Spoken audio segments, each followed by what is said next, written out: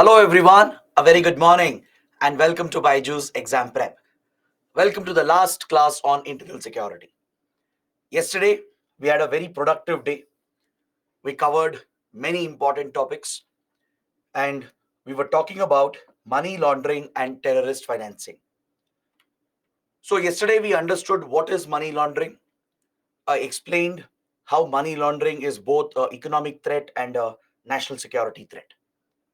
We also studied the process of money laundering, the various steps involved in the process of money laundering, and how black money is essentially converted into legal wealth. So, today, let's continue this discussion and let's talk about the FATF, the Financial Action Task Force. This is an international organization, an intergovernmental body, which is responsible for implementing anti money laundering measures. So, this topic, which is frequently in current affairs, is going to be very important for your prelims and even for your mains.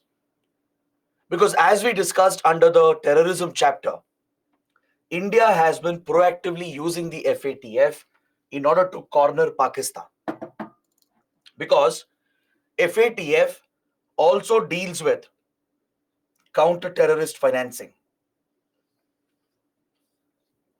Along with tackling money laundering, it also counters terrorist financing. So India has used FATF as a platform to target Pakistan for enabling terrorist financing and money laundering. So let's see what exactly is FATF, when was it established, what is its role, functions, and how India has used this platform to target Pakistan. The FATF was established in the year 1989 by the G7 group of countries. As you know, the G7, it's a grouping of industrialized advanced economies. It includes US, Canada, UK, Italy, Japan, right? And others. These are the top 7 industrialized advanced economies, and these countries established the FATF with the objective of countering money laundering. This intergovernmental body basically lays down the global standards that are needed to fight money laundering. It functions under OECD, which is headquartered in Paris. OECD is an economic grouping based out of Europe. West European countries are members of OECD. So, under this organization, the FATF has been set up and it is headquartered in Paris.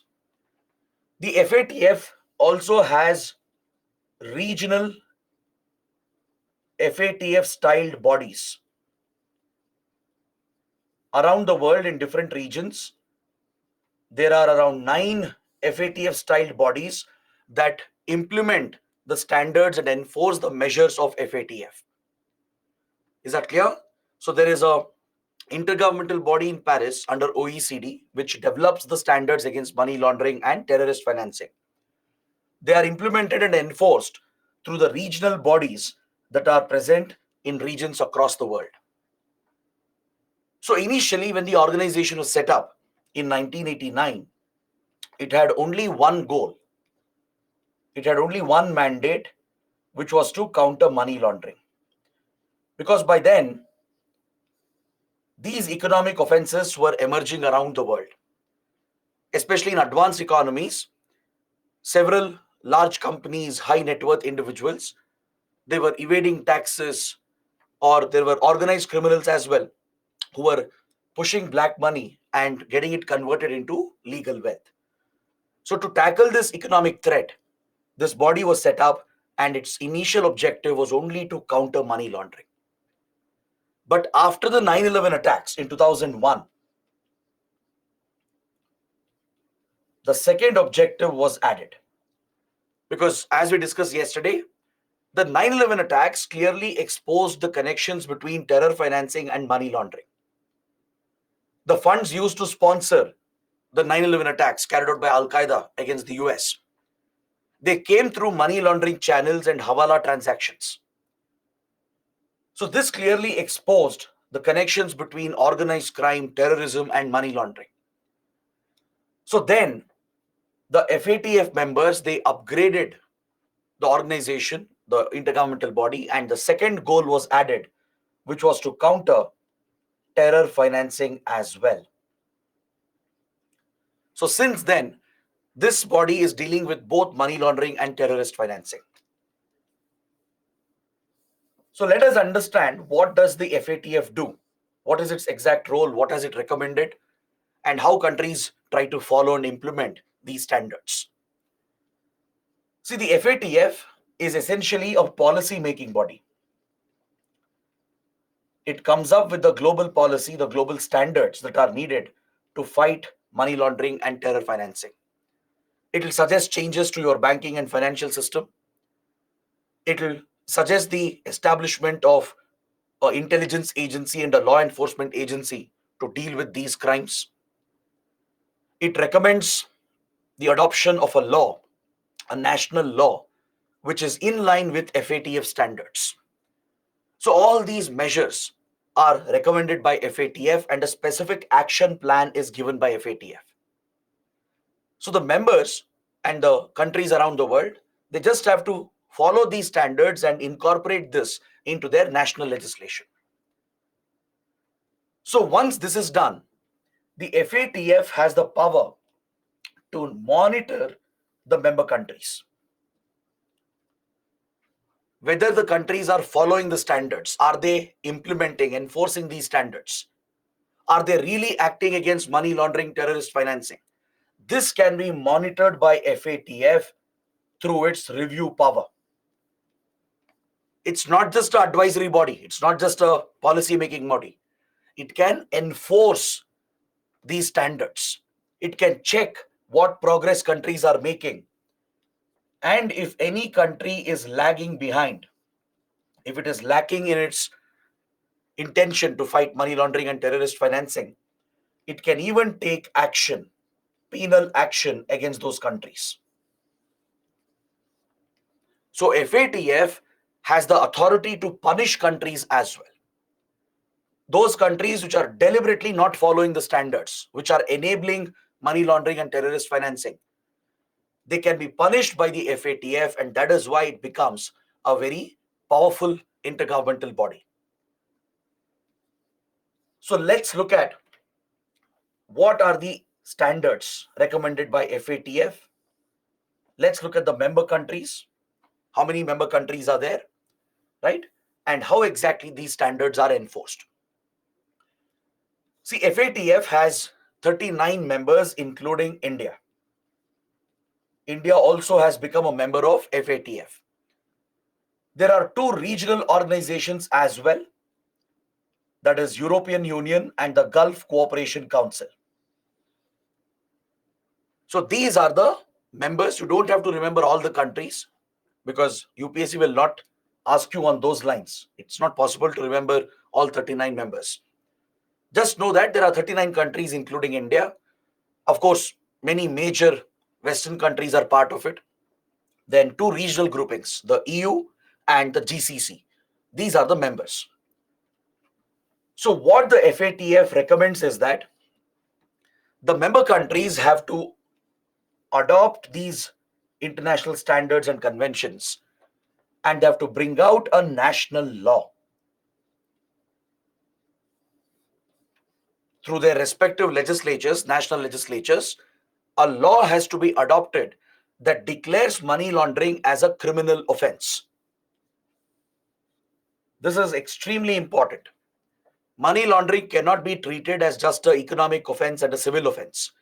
It has to be declared as a criminal offense. It has to be criminalized. Is that clear? This is mandatory. The law passed should clearly specify that money laundering is a crime, and it should allow the authorities to confiscate the proceeds of the crime. That is, whatever wealth has been generated, whatever assets have been procured through money laundering, this can be confiscated by the authorities in that ongoing case. And They can even attach these financial assets to the ongoing case. Is that clear? This provision is mandatory. So there should be a national law declaring money laundering as a crime. And whatever financial assets and wealth has been created through money laundering channels by the criminal, this has to be confiscated by the authorities and attached to the ongoing case. So this basically brings the financial assets, the wealth created by money laundering under government control. And depending on the court orders, these assets can be liquidated. Is that clear? Meaning these assets can be sold, auctioned, depending on court orders, and the government can recover the losses and compensate those who have suffered losses because of money laundering. That is especially banks, then financial institutions. They would have incurred massive losses because of these criminals who are pushing money out of the country. There would be unpaid loans. There would be frauds committed. Essentially, it is taxpayers' money, right? So this can be brought back into the financial system by confiscating all those assets and properties and wealth and attaching it to the ongoing case.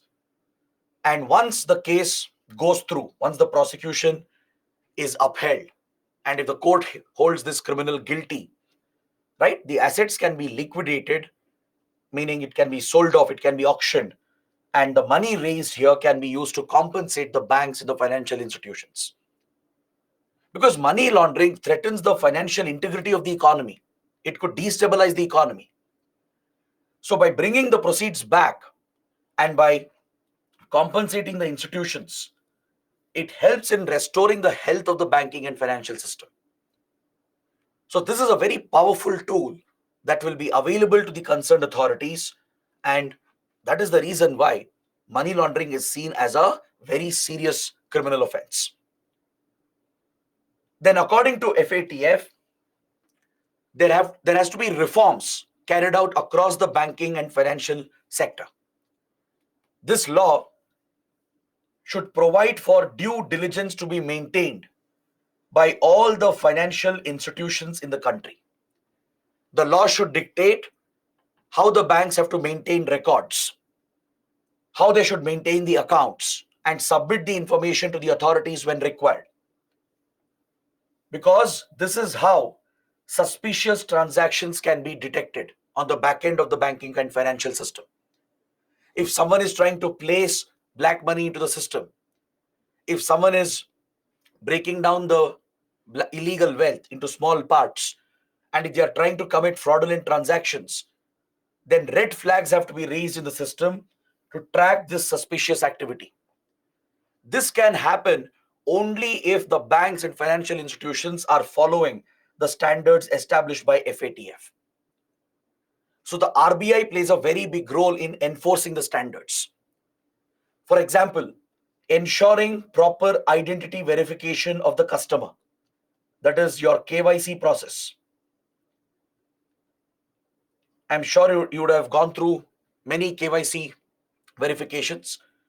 If you open a bank account, apply for a loan, even if you apply for a credit card, if you try to invest in the stock market, right? Any banking or financial activity that you try to do, there will be a thorough KYC process. This was mandated by FATF and it is very strictly enforced in India through the RBI. Is that clear? Knowing your customer. KYC is basically know your customer. Who is the customer? Are the correct documents provided? Where does the customer reside? Right? These are the basic details through which the identity of the customer is verified by a bank and a financial institution.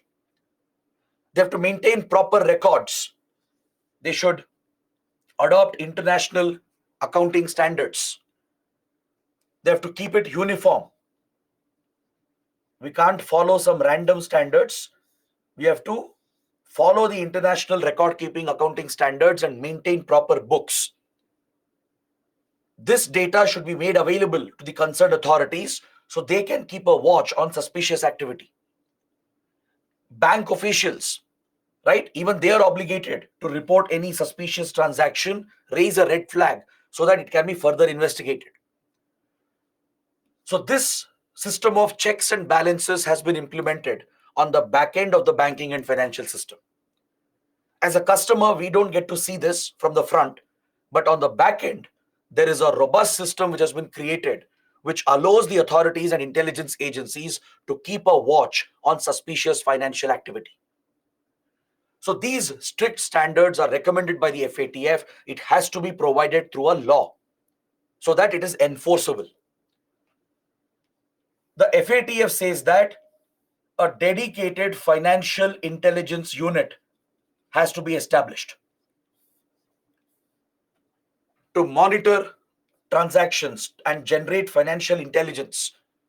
A FIU has to be set up. So India has established FIU India.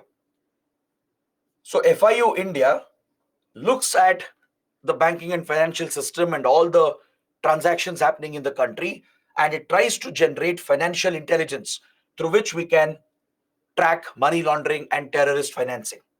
It's a dedicated intelligence agency for financial intelligence. Similarly, there should be a dedicated law enforcement agency to enforce the law, to investigate these cases, to arrest those criminals, and to take these cases for prosecution with evidence and with the assets.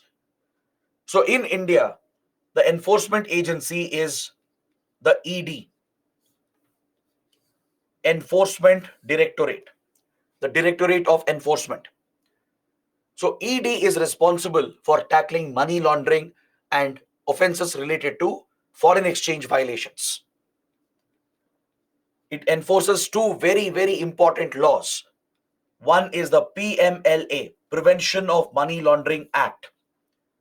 This is the law India has passed to implement FATF standards in the country. The Prevention of Money Laundering Act. It is completely in line with FATF standards. We have followed all the recommendations of FATF. We have regularly updated the law through amendments. Whenever FATF comes out with new standards, we have implemented them by amending PMLA repeatedly.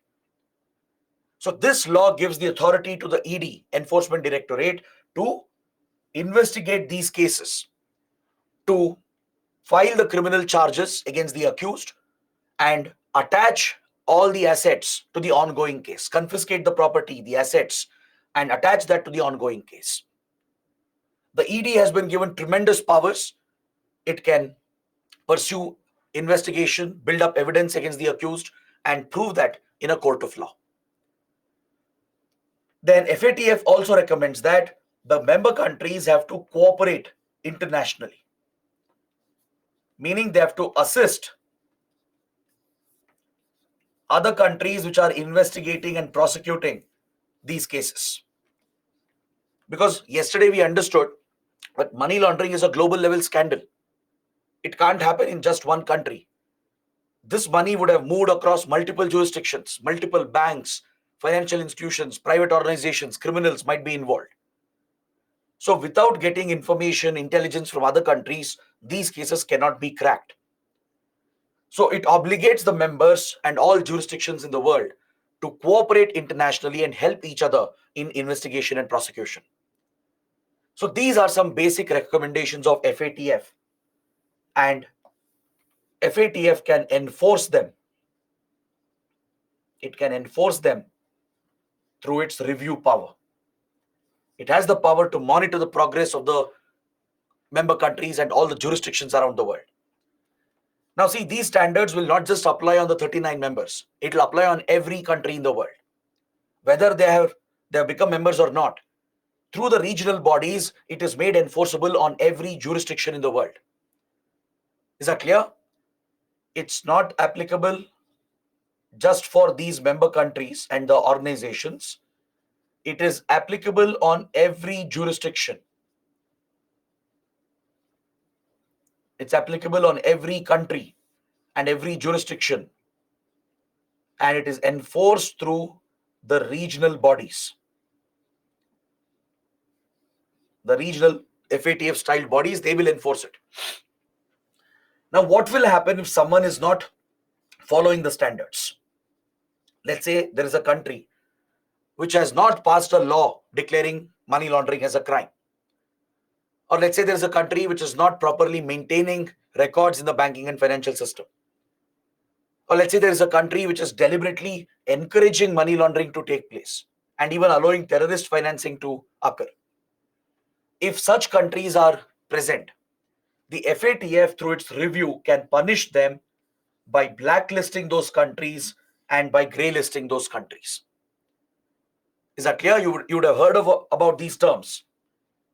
FATF grey list, FATF blacklist.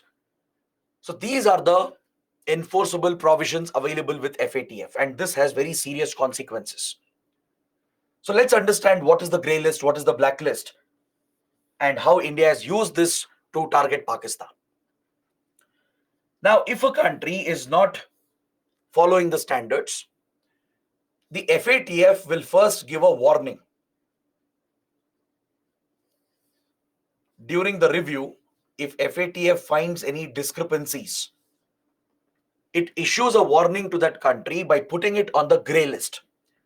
So getting grey listed is like getting a notice that we are watching you, we are observing whether you are implementing the standards or not, and FATF will even prescribe a specific action plan with the exact measures that need to be taken. It will identify the shortcomings and it will point out that these are the areas that you have to show improvement upon.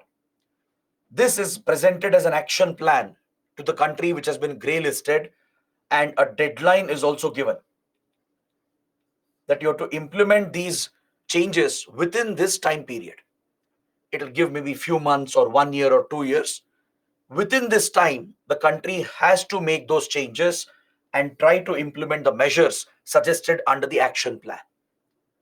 So this is the first step when it comes to FATF punishing a country which is not following the standards. So formally, these countries are called other monitored jurisdictions. Basically, they come under enhanced monitoring of FATF. See, usually FATF conducts a periodic review. It happens once in 2 years, usually. All right. But those countries which are not following the standards, where violations are being noted, they will come under enhanced monitoring, meaning FATF will pay very close attention to these countries and closely watch them. Once they are grey listed, that is the informal name, right? Officially, it's called other monitored jurisdictions. Once they are declared as other monitored jurisdictions, an action plan is given with the specific measures and a deadline. And FATF will constantly track the progress to see whether the country is making those changes.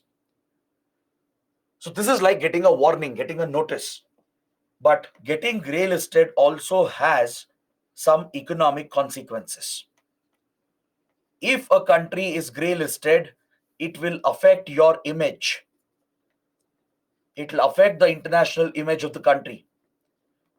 It could affect the flow of investments and funds.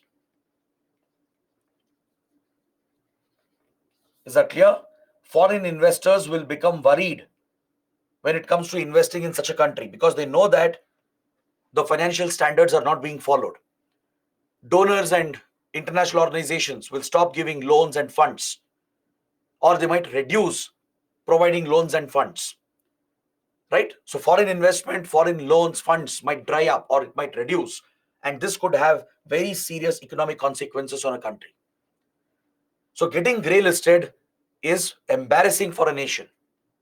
It shows that you're not following the standards and in a way you're enabling money laundering and terrorist financing. So now this country is given a chance to prove itself, right? So if the country makes progress, it shows some changes, then FATF might decide to remove this country from the grey list as well. if it makes progress, if it achieves all the targets given under the action plan, then FATF will remove this country from the grey list. All right? Or let's say a country has implemented half the measures, but it is still struggling with the other half. Then deadline is also extended. If the country is genuinely working to implement and make progress, FATF will extend the deadline later following further review. But if these jurisdictions are deliberately not making progress, if they are still not cooperating with FATF, then they are declared as non-cooperative countries or non-cooperative territories. This triggers a call for action, meaning a proper penal action is initiated where FATF will blacklist that country. Even after several years of warning, even after several years of being on the grey list, if this country is not showing progress, not making any changes, not showing any interest in following the standards, then such a jurisdiction is declared as non-cooperative. So this is called the blacklisting of the country. And if a country is blacklisted, this can have devastating consequences on its economy. It will trigger international economic sanctions on such a country. The consequences of getting blacklisted is very, very severe. It's going to shut off your economy from the rest of the world. It will cripple the economy of that country. Essentially, you will witness an economic collapse in that country. Because once a country is blacklisted, nobody will engage with it. Nobody will work with that country. IMF, World Bank, and other international financial institutions, they will impose international economic sanctions and they will not provide any loans and funds for development projects. They will not fund infrastructure projects, development programs. They'll completely put on hold the loans and funds and donations that they will be providing. Foreign investors will stay away from such countries. Foreign capital will not enter the country. FDI, FII investments will completely stop. No investor will take the risk, right? Even private investors, right? No investor would take the risk of putting money in such a country, and it leads to an international boycott that will completely affect the imports and exports of that country.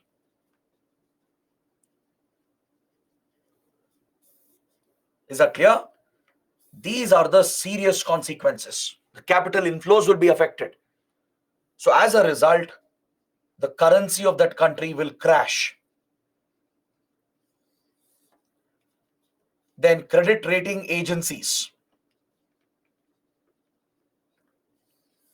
they will downgrade the sovereign credit rating of that country. They will declare that this country will not be able to pay loans. It will not be able to repay the debt it has borrowed because it's not getting any capital. It's under international sanctions. So they will give such a country junk status, which means no investor, no company, no institution is going to put money in such countries and provide loans or funds to them. So this triggers a full boycott and a full set of economic sanctions that is going to cripple the economy of such countries.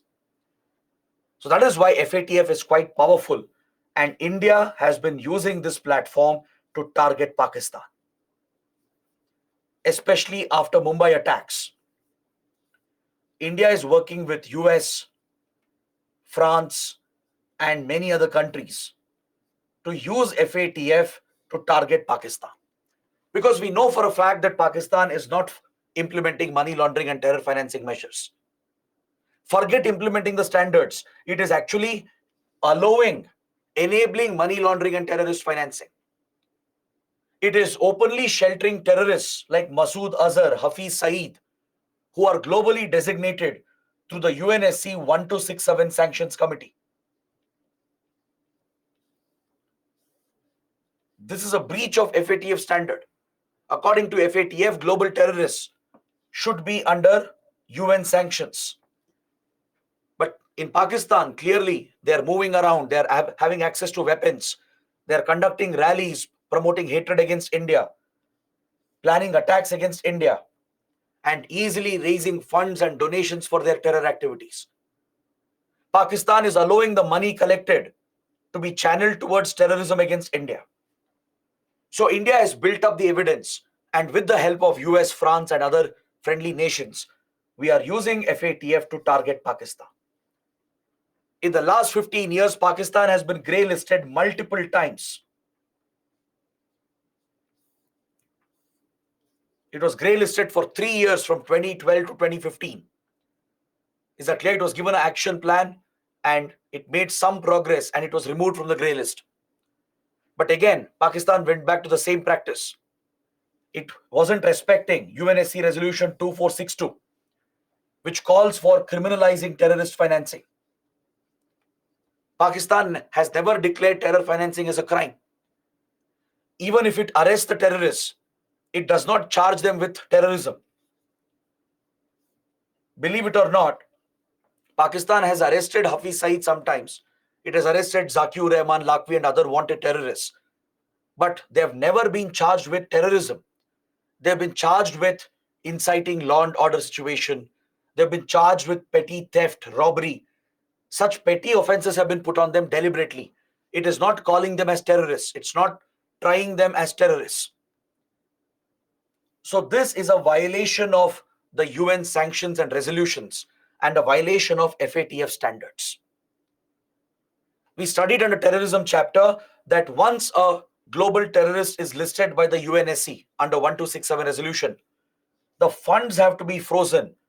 They have to be denied access to weapons and a travel ban has to be imposed on them. Pakistan has not done this. It has allowed the terrorists to freely operate. Even if it has arrested them under international pressure, it has not charged them with terrorism laws. So this is what India uses as a weapon to target Pakistan, to show how Pakistan is violating money laundering and terror financing standards. So we got the country grey listed again in 2018, and until recently it remained on the grey list. So it has been grey listed 3 to 4 times in the last 15 years itself. Recently it was removed after it finally showed some progress. According to FATF, Pakistan has finally shown some progress because now it was facing the risk of getting blacklisted. Pakistan was worried that if it doesn't show progress, it will get blacklisted.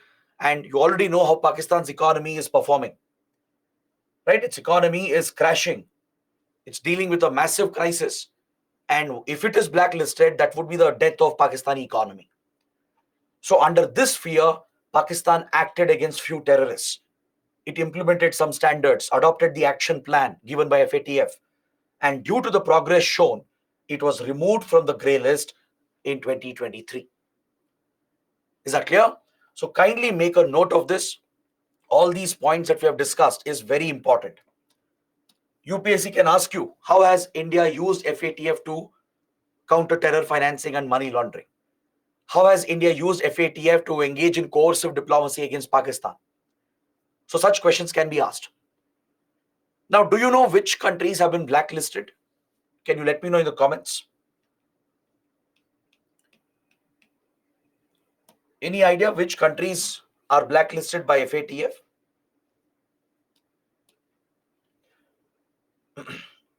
Very good. Dinesh, Pooja, Surya, Fani, Shreyansh, Vedashri, and others have given the right answer. Currently, there are 3 countries which are on the blacklist. One is Iran, as most of you have correctly guessed. Other is North Korea. Which is the other one? Which is the third one? Which is the third one? See, many of you are saying that Congo, North Korea, Tanzania, Mozambique, Afghanistan are also listed. See, they are all grey listed. Grey listed countries are many. There are many countries which are grey listed. I'm talking about blacklisted countries. So there are 3 countries blacklisted. Very good. Anjali, Janvi, Srihari, Vedashri, they have given the name of the other country. This is Myanmar. These are the 3 blacklisted countries. Iran for its sponsorship of terror groups, North Korea for its nuclear weapons program, and of course, Myanmar for its failure in implementing the standards. So these are the 3 countries which are blacklisted. Myanmar was recently blacklisted. All right. So please remember this as well for your prelims. Now coming to the last point, let us take a brief look at PMLA. You should know what is PMLA, what kind of provisions are present under it, and how India is following these standards. That is the last discussion, and we'll close this chapter. The Prevention of Money Laundering Act was enacted in 2002 by the Parliament. It was brought out to meet the global standards, and as mandated by the law, right, India has established a Financial Intelligence Unit India, a dedicated intelligence agency to monitor financial transactions. We already had the Enforcement Directorate, which was given the responsibility to enforce this law. So ED is the law enforcement agency and investigating agency. It implements the PMLA, and it also enforces another law, that is the Foreign Exchange Management Act. Foreign exchange violations and money laundering offenses, they are handled by ED. Just like NIA handles terrorism cases, right?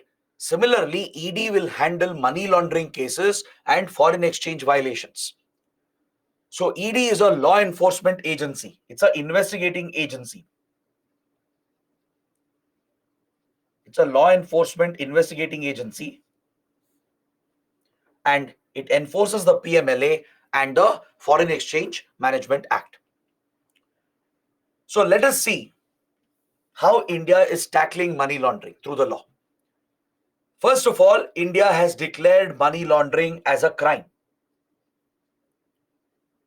This is what FATF recommends. India has declared this as a criminal offense. And very stringent provisions have been added to make this a strict law against money laundering.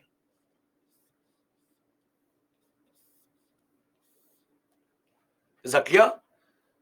For example, the ED has the power to attach the proceeds of the crime. It can confiscate all the proceeds of the crime, all the wealth and assets generated, and attach this to the ongoing case. It has the power to confiscate and attach these properties, these assets, to the ongoing case. This is provided through the law itself. Then it imposes reporting and accounting standards on the banking and financial institutions in the country. Every bank, every financial institution, they are obligated to follow these reporting and accounting standards. They have to implement strict KYC verification, maintain proper records as per international standards, report this to FIU, right? Allow access to FIU so that they can check, monitor any suspicious activity. So this is the system created by PMLA, a proper banking financial system for record keeping and accounting to look out for suspicious activity, dedicated intelligence and law enforcement agency, and the crime has been declared as a criminal offense with very stringent penalties and provisions. Now coming to terrorist financing. Terror financing is implemented in India, that is counter-terror financing. These standards are implemented by amending the UAPA, Unlawful Activities Prevention Act, which we studied in one of the previous chapters. So this law that deals with terrorism contains the provisions against terror financing. So let's say there is a prelims question asking you how India has followed FATF standards, right? If the options are PMLA and UAPA and others, you have to select both PMLA and UAPA because we have adopted the standards in these two laws. Money laundering standards are covered under PMLA. Counter terror financing standards are adopted under UAPA. Understood? So this is how India is tackling the menace of money laundering and terrorist financing. All the proceeds of the crime can be confiscated. Any property, any wealth derived out of money laundering, right? It can be entirely confiscated by the ED. It can seize and freeze these assets and attach them to the ongoing case. This is a very powerful tool. All right? The proceeds of crime have been very clearly defined by the law. The powers of FIU have also been defined. It clearly mandates the reporting accounting standards. This is very clearly specified. The powers of ED to register a case, to arrest, then to investigate. These powers are also defined under the law. In fact, once you're charged under PMLA, it becomes very difficult to get bail. The bail conditions are very strict. Is that clear? And once you're charged under PMLA provisions, the burden of proving your innocence lies on the accused. Now, this is quite unprecedented in India, in any democracy. Because see, generally, in case of any crime, what is the basic principle of natural justice? The basic principle is that the accused is presumed to be innocent by the court until he is proven guilty. So it means that the burden of proving the guilt of the accused lies on the prosecution, lies on the state. It means the investigating agencies, the police or any law enforcement agency, they have to investigate so thoroughly that they have to build evidence and to show the court, they have to show that in the court that this accused is guilty. Only if they convince the court with solid evidence and a watertight case, only then the court will hold the accused guilty, or else the court will keep assuming that the accused is innocent.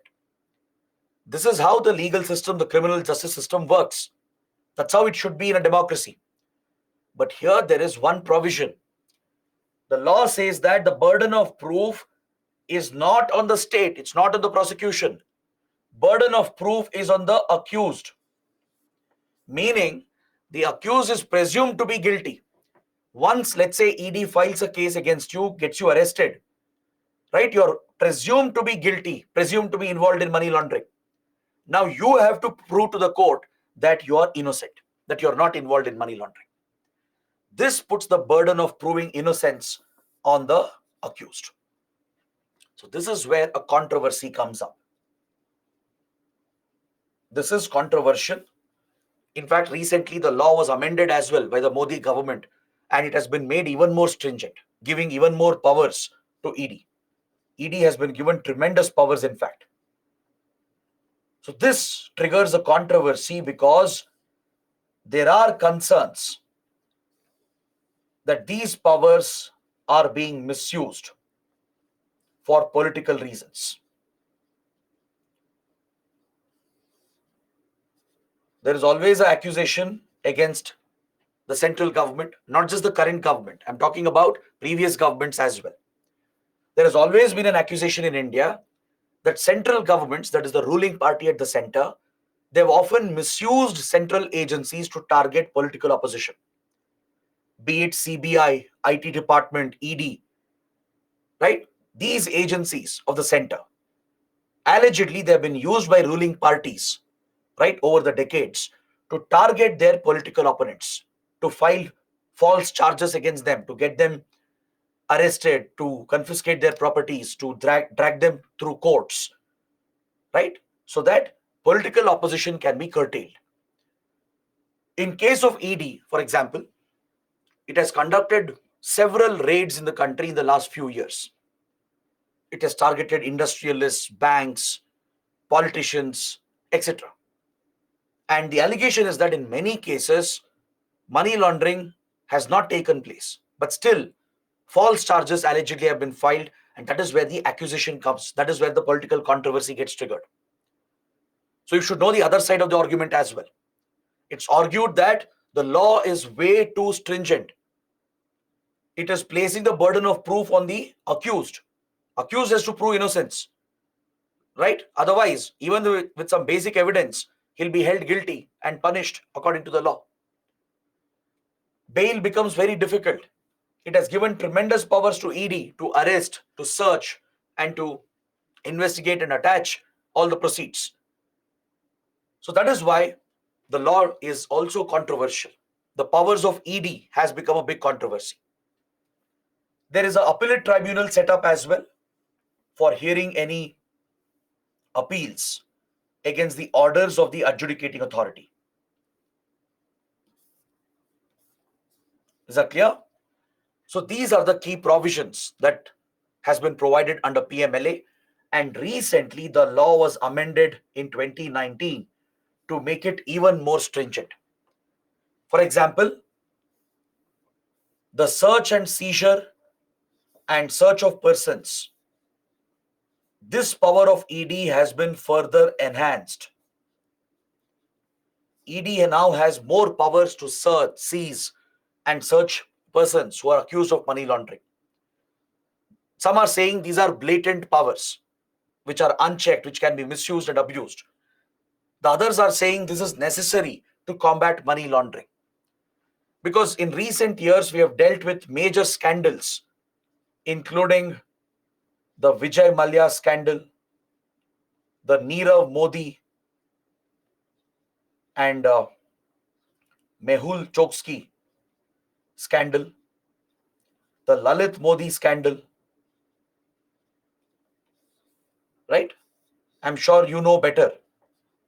These are all high-profile individuals who duped the banking system, right? They did not pay the loans and they've been accused of money laundering as well. And today they have become fugitive economic offenders. Meaning after committing economic frauds, including money laundering, they have run away from the country and they're hiding in foreign countries. So this has become a challenge. The scams they committed, it threatened the very integrity of the banking system. So the PMLA has now been amended to expand the ambit of proceeds of crime, mainly to deal with such fugitive economic offenders. This was one big provision that was added through the amendment. Now see, if these criminals who are very powerful, influential and rich, they would have freely committed the crimes, and if they're about to get caught, they might run away from India. Then what do? How do we hold them accountable? Right? These high net worth individuals, they might have foreign assets. Through money laundering, they might have procured foreign assets. Now, how do we attach and confiscate that? That's not possible, right? Now, let's say Vijay Mallya has bought a castle in UK. Lalit Modi has bought a yacht or an aircraft, a personal private aircraft. Nirav Modi has bought a mansion in the Caribbean, right? These are proceeds of crime. They have acquired these properties through money laundering routes, money laundering channels. ED has evidence for that. But we can't attach those properties, confiscate them, because it's in foreign jurisdiction. It's not under our jurisdiction. So to account for these foreign assets, the definition of proceeds of crime was expanded. So now what ED can do is that it can compensate for foreign assets with domestic legal assets owned by these individuals. Let's say Vijay Mallya has a factory in India, which is a legitimate business not involved in money laundering. Or let's say Vijay Mallya has prime property in Bangalore. It is not connected with money laundering. It's been procured through legal money. Even such legal assets present in India can be confiscated to compensate for the foreign assets present. Understood? That is when these guys will come under pressure. If their legal assets in India are also confiscated to compensate for the foreign assets they have, they will come under more pressure. They might be forced to come back to India to face the law. So the definition of proceeds of crime has been expanded. Any asset obtained directly or indirectly is covered. This will allow the ED to compensate for foreign assets owned by these criminals who have run away, who are fugitive economic offenders, right? That can be compensated by confiscating property they have in India, which is legally obtained. Even if it is not connected with money laundering, it can be confiscated by the authorities, and this increases the financial cost for these criminals who are hiding. In serious cases, the offense becomes non-bailable. Through the new amendment, if there are serious implications, like if the money laundering case is connected with, let's say, terror financing, or let's say it has posed a very significant threat to economic stability of the nation, in serious cases, bail can be completely denied to the accused. At any cost, he will not be released from custody. It's been made a non-bailable, cognizable offense. And more importantly, ED has been given jurisdiction over cases involving money laundering, which are parallelly being handled by other agencies like NIA, Narcotics Control Bureau, CBI, etc. This is another big change. Previously, let's say NIA is investigating a terror case and there is a money laundering connection here. All right. Now, in this particular case, NIA would have claimed primary jurisdiction. NIA would be investigating the terror case, and it would also be looking at the money laundering angle. Now, if ED also wanted to investigate the money laundering angle, it had to get permission from the other agencies. Let's say Narcotics Control Bureau is looking at a drug case, and there is some connection with money laundering. So Narcotics Control Bureau would have full jurisdiction over the case. But if ED wanted to look at the money laundering angle, it had to ask permission from Narcotics Control Bureau. Now this has been removed. ED need not ask permission. Even if other agencies are investigating the other angles, ED can also register a parallel case to look at the money laundering angle. Let's say CBI is dealing with a stock market scam and there is some money laundering connection. CBI will continue with its investigation, but ED can also file a case to look at the money laundering angle in that case. It need not wait for approvals, permissions from the other agencies. This is another power given through the 2019 amendment. So these are the key points that you'll have to remember. Understood? The powers of ED has been enhanced. The authority of ED to confiscate foreign assets by compensating through confiscation of domestic assets has been provided by expanding the proceeds of crime. Offense in serious cases has been made non-bailable, right? And ED need not wait for permissions. It can register parallel cases and continue investigation. So all these changes have been done, and this is what makes PMLA one of the most stringent laws in the country. It makes ED a feared agency because once ED gets behind you, it's going to be a nightmare. No matter how powerful you are, right? ED can, if it presses charges, right? And if it goes for arrest, then the consequences are very, very severe. So this is how India is implementing the global FATF standards. We have similar provisions under UAPA for fighting terror financing, right? Anyone involved in funding terror activities, Hawala networks, and any kind of money movement to enable and aid terror activities, they're covered under UAPA, which is handled by NIA, and ED can also now look into it through money laundering perspective. So this is how India is following these global standards. So please look at the kind of questions that UPSC has asked. There have been some direct questions, some indirect questions. So even though it's a very small chapter, it is still relevant, it's still important, because a lot of questions can come on this. See, we had a direct question on money laundering in 2013. That money laundering is a serious security threat and it threatens our economic sovereignty. What is its significance for India? What steps are required to control the menace? Then we had a question on terrorism, and it was asking you about sources of terrorist funding. Is that clear? There was a question on organized crime and border management, where money laundering was in focus. So these kind of questions will come, but they're all very simple, very easy. You just have to understand the linkages between money laundering, organized crime, and terrorist financing.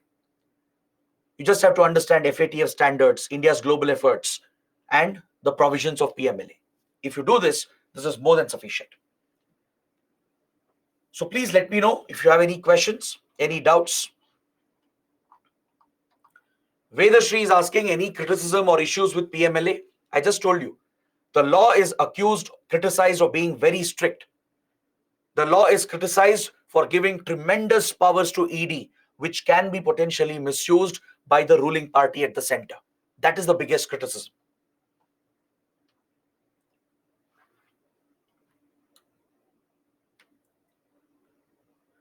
Shah is asking, is money laundering and circulation of black money one and the same? No, it's not. Money laundering is about converting black money into white. That's what I explained in detail yesterday. Yesterday, I spent, I think, 45 minutes to 1 hour to explain the whole process of money laundering. Circulation of black money is one part of money laundering. So both are different. It's not exactly the same.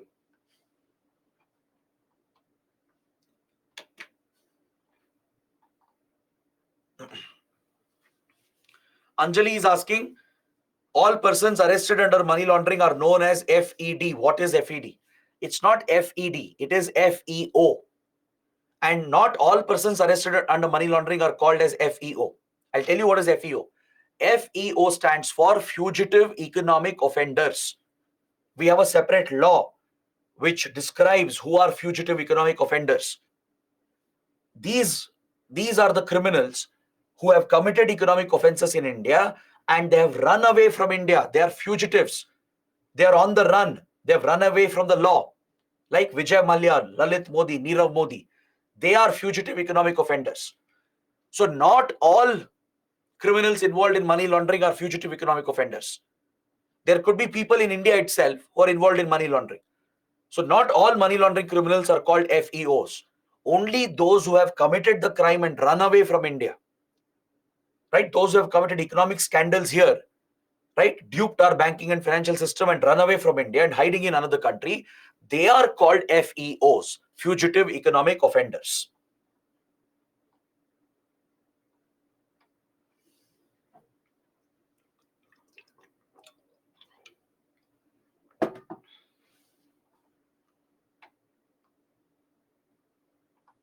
Abhishek is asking, sir, why ED's conviction rate is very bad? That's mainly because ED, as I told you, is largely used for political reasons as well. In many cases, to begin with, the cases could be false, or ED is failing to get enough evidence. There could be both angles to it. Since I told you money laundering is such a complex global scandal, ED may not be able to get all the evidence to prove that the offense has been committed. Right? So as a result, the case might fall apart. So even under PMLA, a criticism is that conviction rate is very low, just like UAPA, just like TADA and National Security Act. So that's why these laws are criticized, that it is giving too many powers to the law enforcement agencies, and in many cases, ruling parties might misuse this, right, to file even false cases against political opponents. So it could be both. It could be a combination of both. and because of that, conviction rates might be very low. One is because the cases are false, it's politically motivated, and second, it's hard to get evidence. It's hard to break down these cases because many times countries don't cooperate, other countries don't give information. Sometimes the trail will become a dead end. Since the transactions are so complex and so well carried out, you'll not find enough evidence to prove that the crime was committed. So, because of both the factors, conviction rate is very low even under PMLA.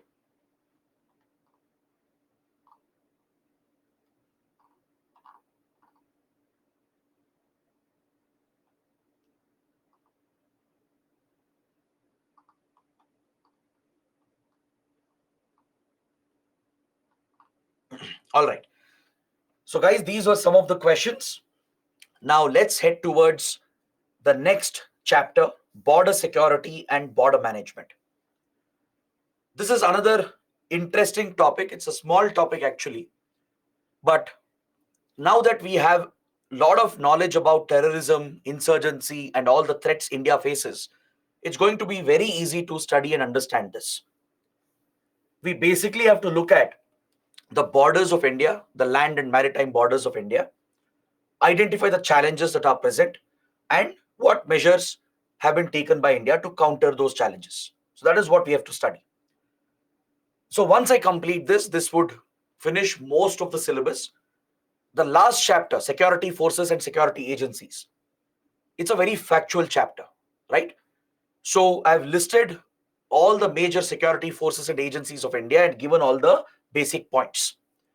So there I will pick some selective topics and discuss a few where analysis is needed, explanation is needed. The rest of the factual ones, you can read it from the PPT. So this is what will finish, and any doubts, any questions, keep asking. At the end, I'll take up as many questions as possible. Now let's take a look at the borders of India and understand why border security is important. See, India is the 7th largest country in the world.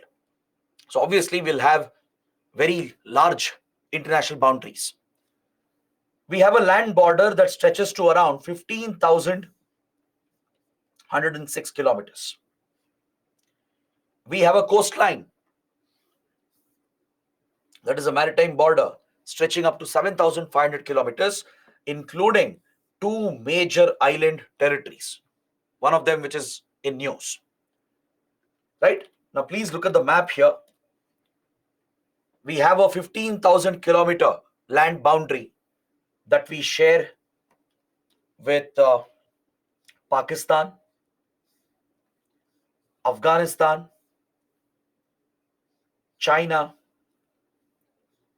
Nepal,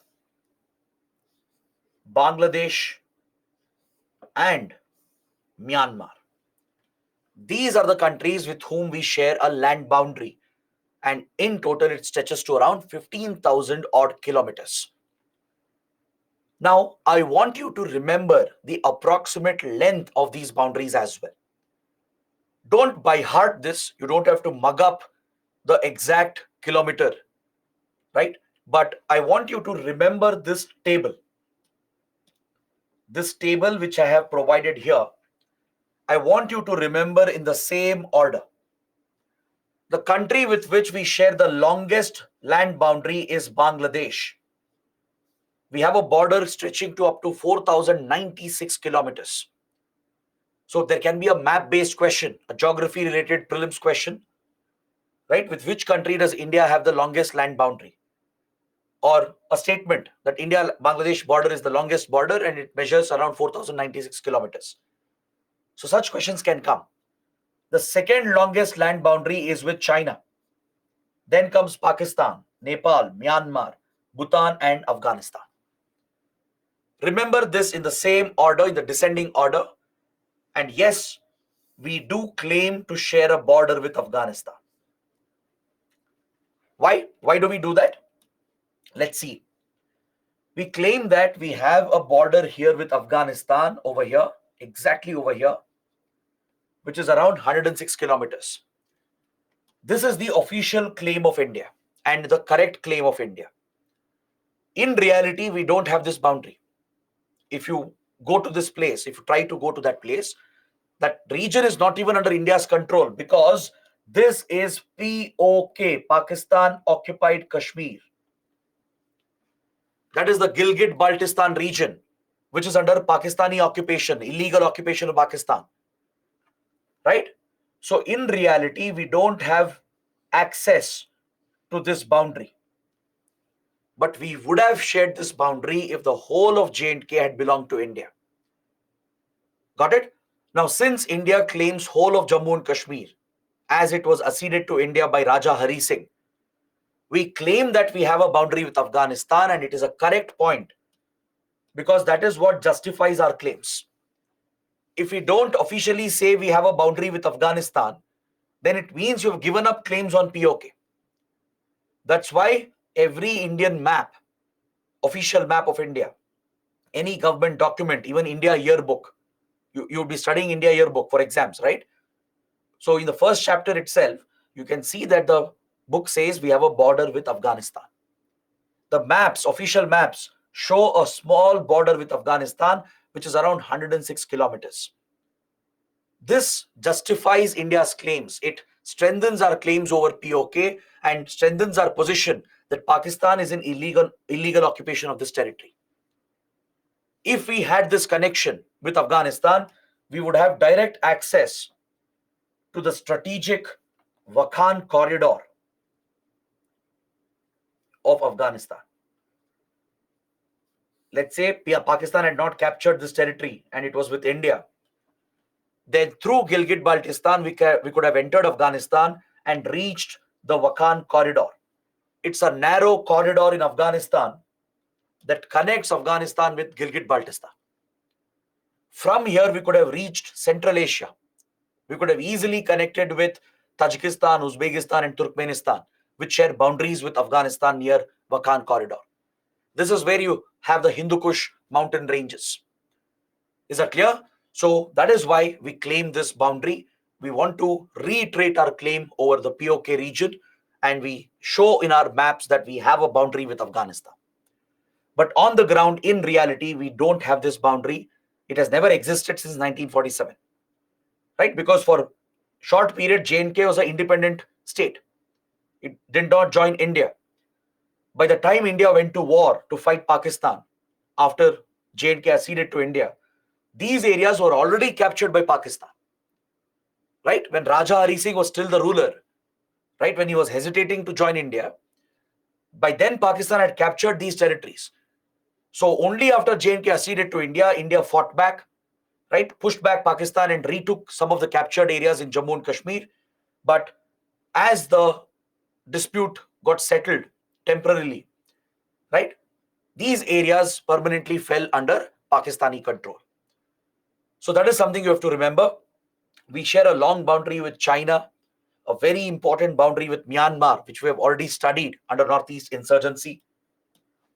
Now, the best part is that you already have a basic idea. When we discussed Khalistan movement and J&K insurgency and terrorism, we understood how Pakistan infiltrates terrorists and drugs and weapons into India. While talking about Northeast insurgency, we understood the challenges present along the Bangladeshi and Myanmar border. Right? Now we just have to build upon this. We just have to add upon this.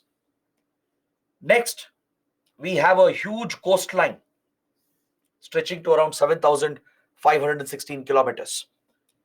This extends from Gujarat to Maharashtra, Goa, Karnataka, Kerala on the west coast, then Puducherry and Tamil Nadu, Andhra Pradesh, Odisha, West Bengal on the east coast. This is mainland India, right? And we have two strategic island territories, Andaman Nicobar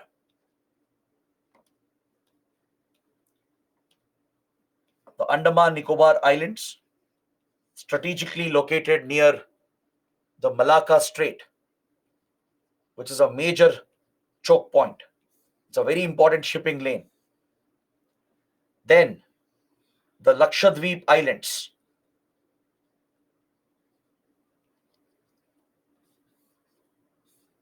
So we have a very, very large exclusive economic zone that stretches to several lakh square kilometers, right? So it's very crucial for India to defend the coastline, ensure efficient maritime security in the seas, and even defend the small islands that are located far away from India.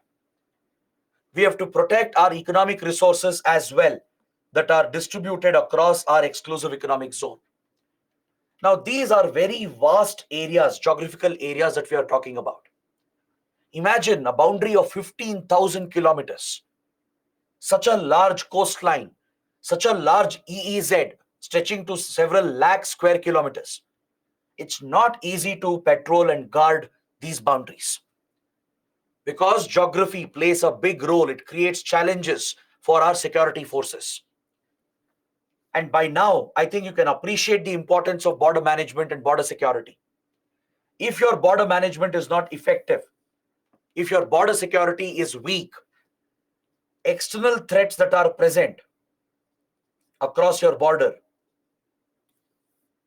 they're going to spill over into the country, leading to internal security challenges. Is that clear? Now, for example, look at how Afghan drugs have entered India via the Pakistani border. That played a direct role in fueling Khalistan movement. Correct? Look at how weapons from Afghanistan, Pakistan landed in Jammu and Kashmir. Look at how terrorists have been pushed from Pakistan into J&K. If your border management, border security is not foolproof, external threats present in the neighborhood beyond our boundaries, those threats will spill over into our country, leading to internal security problems. The same holds good with the borders with Bangladesh, Myanmar, Nepal. The threats present across the border spills over into India, leading to problems in our country. So that is why it is very crucial to secure the country's borders against hostile threats. That's why border management is important. We have to put in place counter systems to tackle these hostile threats. We should have effective border surveillance. We should deploy high-end technology and physical measures to deal with these cross-border threats. And we also need border management to facilitate the legal trade and commerce across the border. Even that is important. Because through your land borders and seaports, this is where we trade with other countries, right? It can promote people-to-people relations as well. It can promote the movement of goods and promote people-to-people relations. People in the border areas can move from one country to another, promote the local economy, promote local cultural ties, and promote the familial ties. We studied how we had bus services from Kashmir to POK, right? So that Kashmiri families could be reunited and local border trade could be enabled. I was mentioning the Wagah Atari checkpost in Punjab, right, which is a major checkpoint through which we trade with Pakistan. We used to trade with Pakistan. Similar checkposts are present with Bangladesh. Land border points are present. With Myanmar, we studied how the tribes are connected on both the sides and how we enable them to meet each other and interact with each other. So this promotes legal movement of people. Only those who have valid documents, valid visas, right? Only they are allowed. And we create a regime to allow the movement of traders, to boost local trade and commerce, and even promote people-to-people ties. This is the reason why border management is necessary. Now, I'm explaining these 3 points because UPSC can ask you a 10-mark question. What is the significance of border management in a country's internal security? Or why is border management relevant? So these are the points you have to list out. You can draw a rough map of India, point out that we have extensive boundaries. This is the land boundary of India, this is the maritime boundary of India, and there are many threats present, and we need to safeguard ourselves. We have to counter these hostile threats, secure these borders while facilitating legal trade and legal crossing of people. If you can explain this, you will get maximum marks. So, to manage the borders of the country, you need a lot of resources. You need dedicated focus. You need specialist forces and technology as well. You need a lot of coordination with multiple ministries, with multiple institutions, right? From security agencies, intelligence agencies, to your armed forces, to the foreign ministry, the state government, the border district administration. Everybody would be involved in managing the border and in securing the border. So let's understand the institution which is responsible for border management in the country. It is the Home Ministry.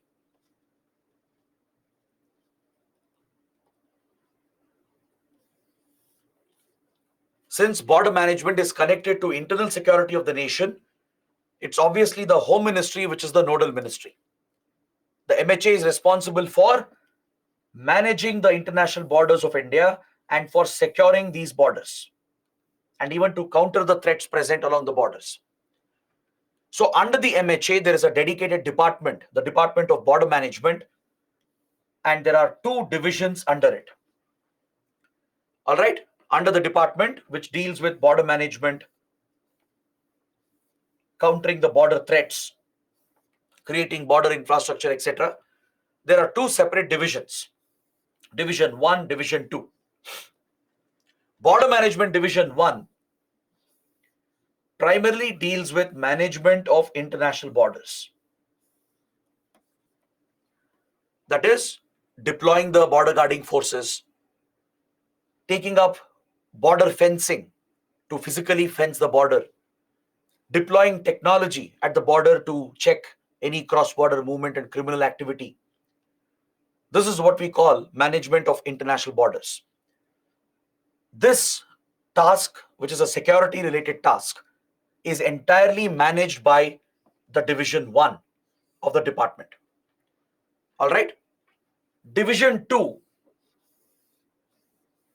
deals with coordination with all the other stakeholders and entities, and it also implements development programs in the border area, such as BADP, the Border Area Development Program. All right. Such programs are implemented by Division 2, along with coordinating with all the stakeholders involved in border security and border management. So MHA will have to work with Foreign Ministry, Defense Ministry. It will have to coordinate with Finance Ministry. It will have to coordinate with Indian Army, all the security forces, border guarding forces, the concerned border state governments, right? The state police and the border district and the district administration and district police, right? So it has to work with all these institutions and entities. So Division 2 becomes the coordinating agency. It also implements few development programs like BADP, Border Area Development Program. It also manages the Land Ports Authority of India. Just like we have airports and seaports, which are the points of entry into the country, similarly, we also have something called land ports. Is that clear? Airport is for air travel. Seaport is for sea-based travel. Similarly, there are land ports present along the land borders that allows for cross-border movement of people and goods.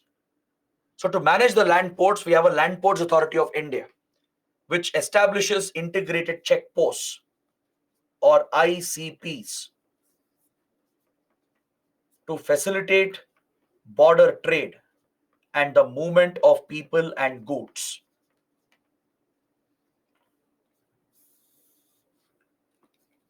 One example of ICP is Wagah Atari checkpost we have with Pakistan. Right? That is an example. We have ICPs with Bangladesh. There are 4 major ICPs we have built with Bangladesh. We are planning to take up ICPs with Nepal, Bhutan, and Myanmar as well to create advanced infrastructure at the land port, just like you have a modern airport, a modern seaport. Similarly, we are creating modern land ports called ICPs. They basically make it easier for the movement of traders, trucks, goods, and people.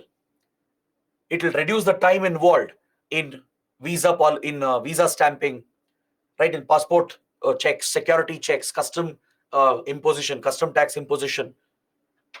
So, because there are many regulations and many security protocols involved when you're allowing foreign people and foreign goods to enter. Foreign trucks also cross over sometimes at land ports, right? So all the government agencies are present at these facilities.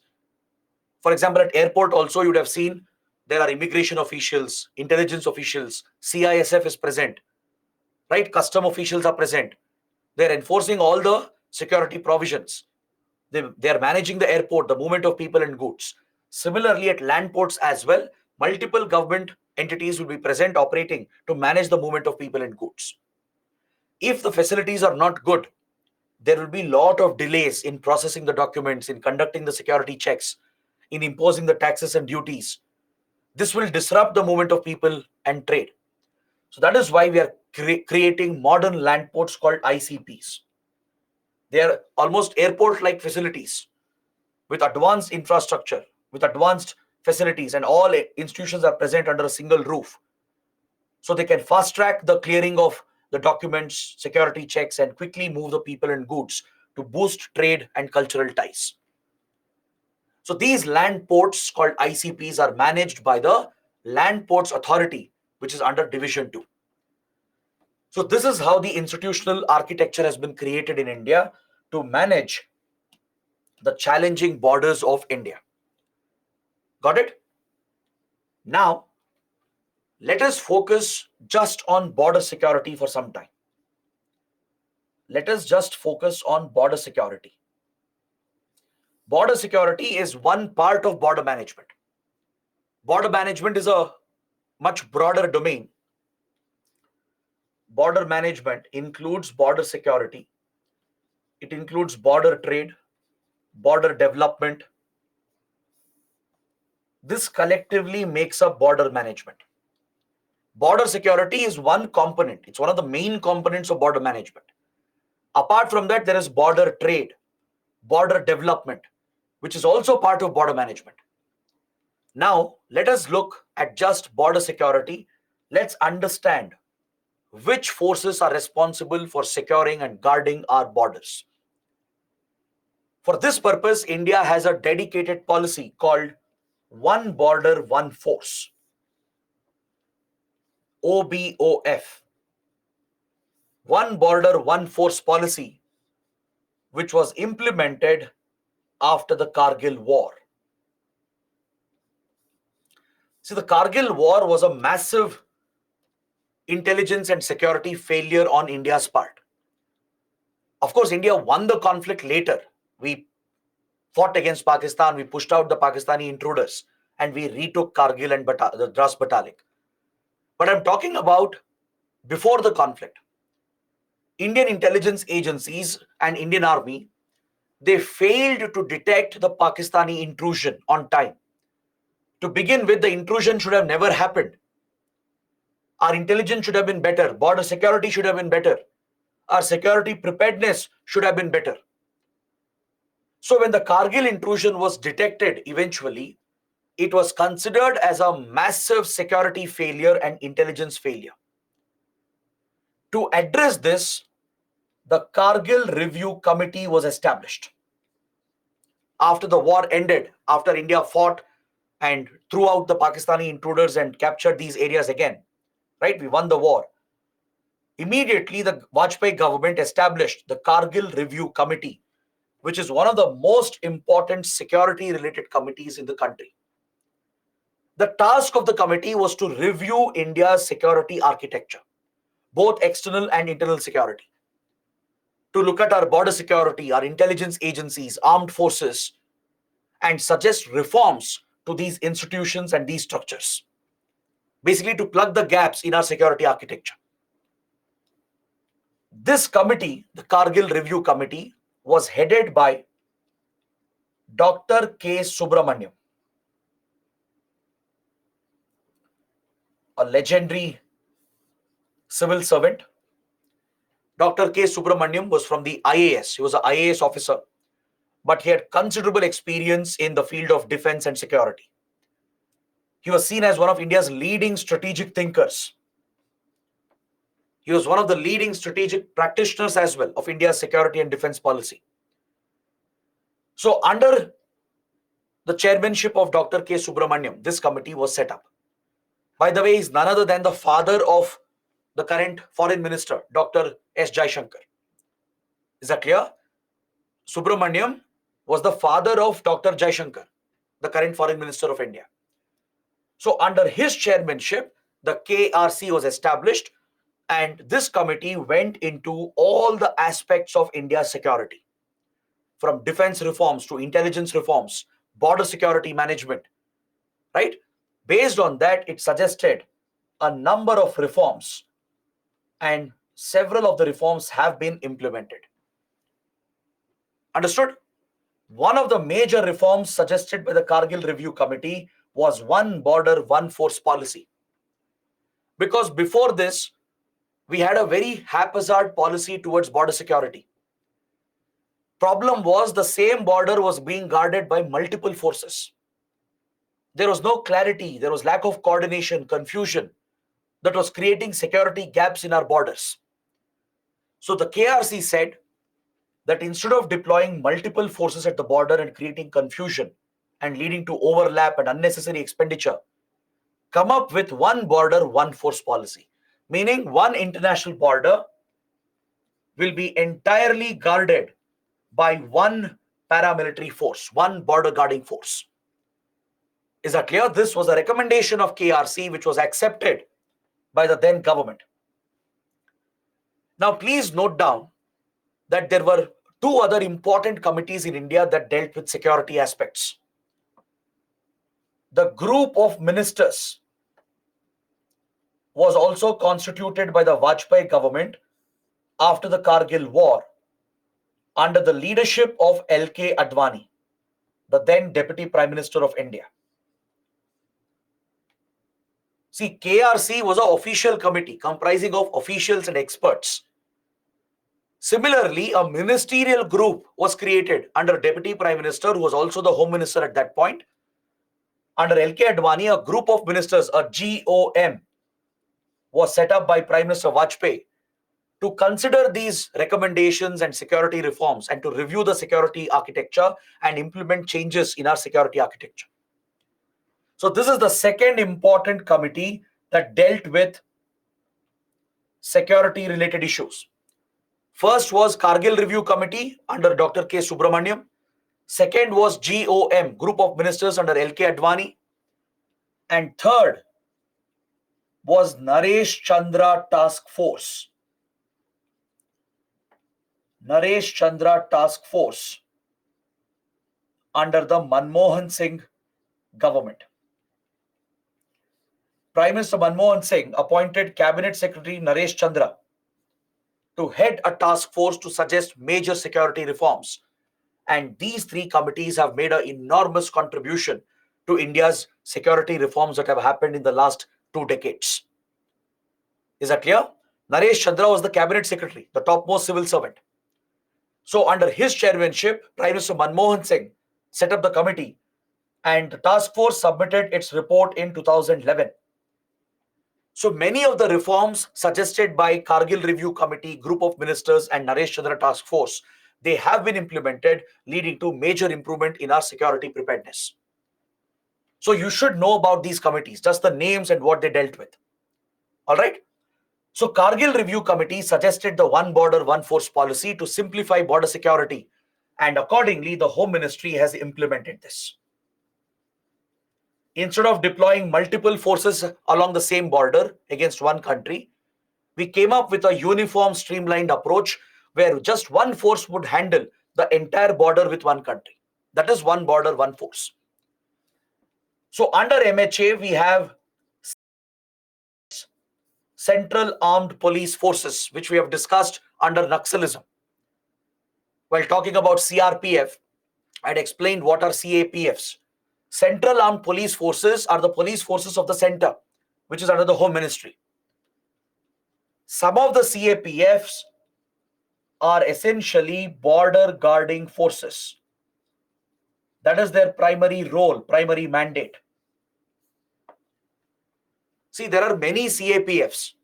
Like, for example, CRPF itself is a Central Armed Police Force, right? National Security Guards, the Black Cat Commandos. NSG is a CAPF. CISF, the CISF which guards your airports, your Delhi Metro, your industrial infrastructure, the Central Industrial Security Force, is also a CAPF, right? Apart from these specialist Central Armed Police Forces, there are dedicated border guarding forces like BSF, SSB, ITBP, Assam Rifles. Got it? Their primary task is to guard the borders of India.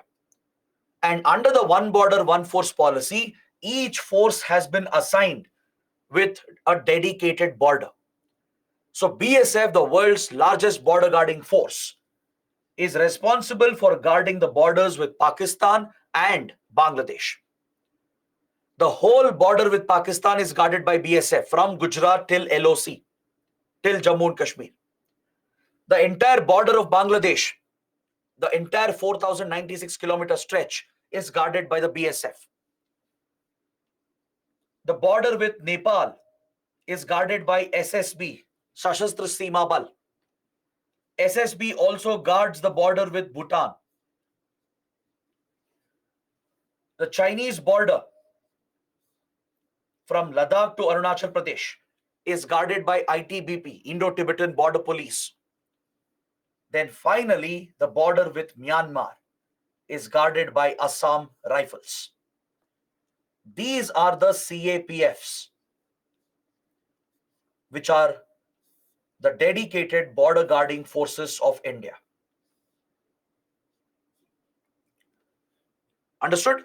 In the next chapter, I have given some notes about these CAPFs, when they were constituted, what is their role, what other duties do they perform apart from border guarding.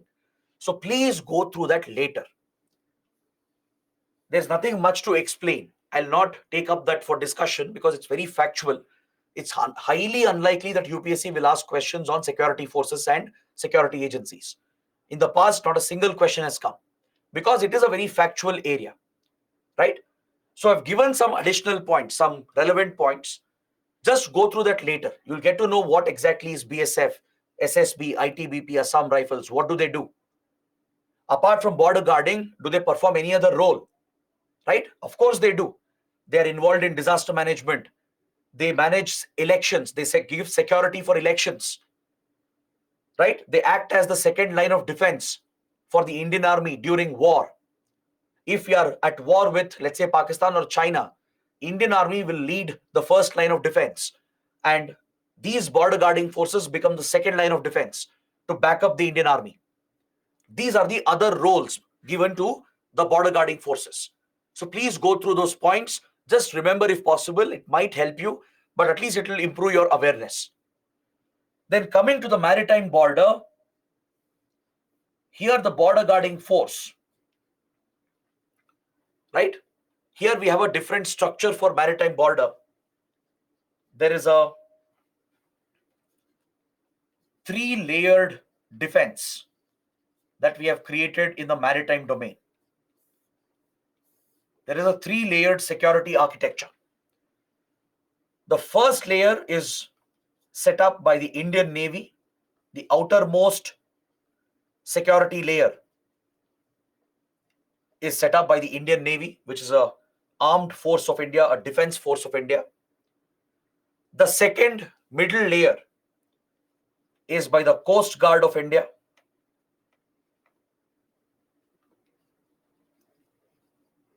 And the third layer is by the coastal police of the respective coastal state, which is the innermost security layer.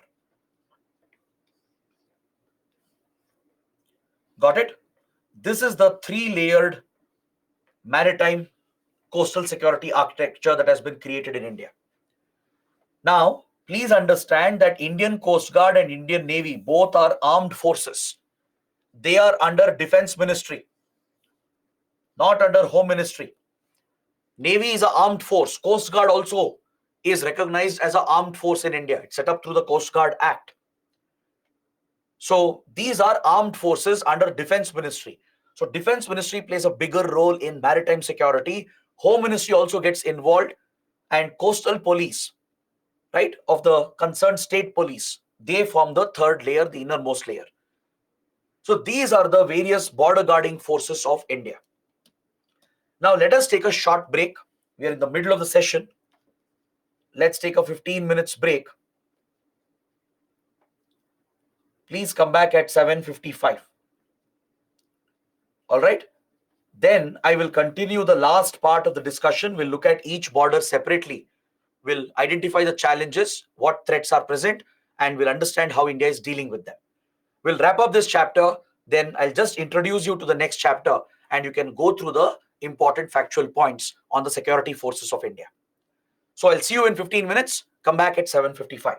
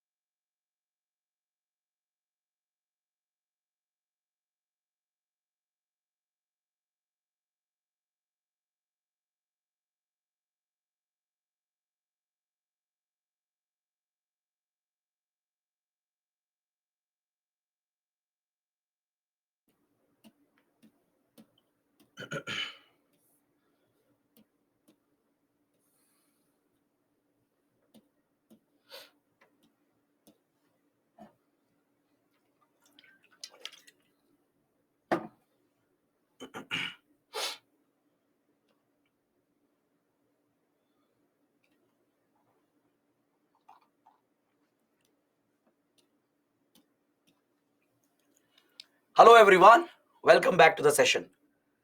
So now let us take up each border separately and understand the kind of security challenges that India faces across these borders.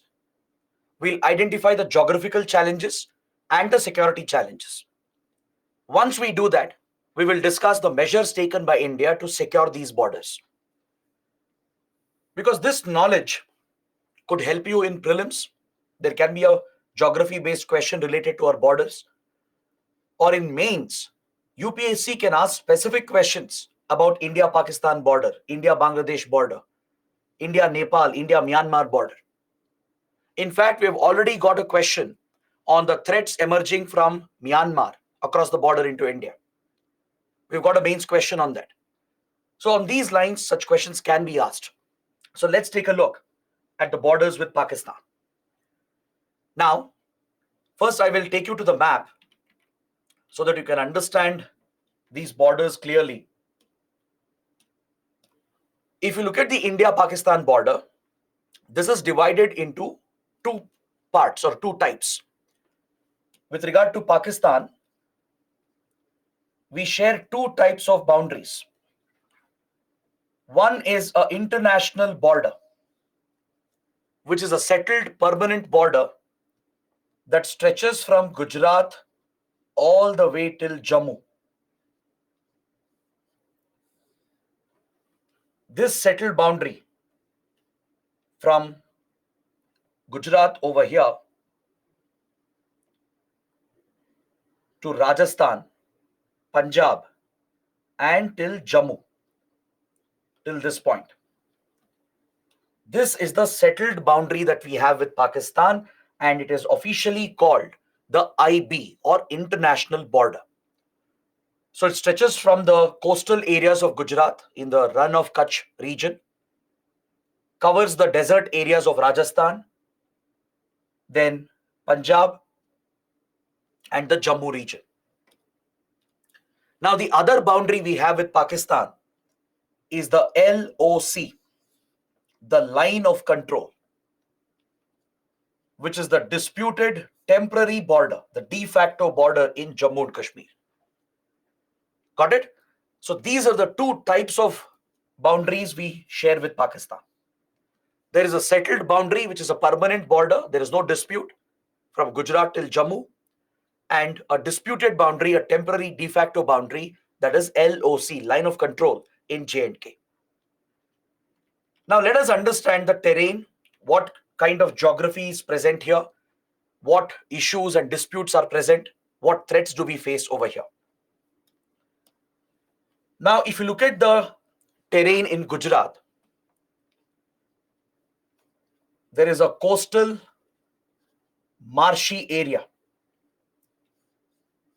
I'm referring to Rann of Kutch. It's a marshy wetland that connects with the Arabian Sea.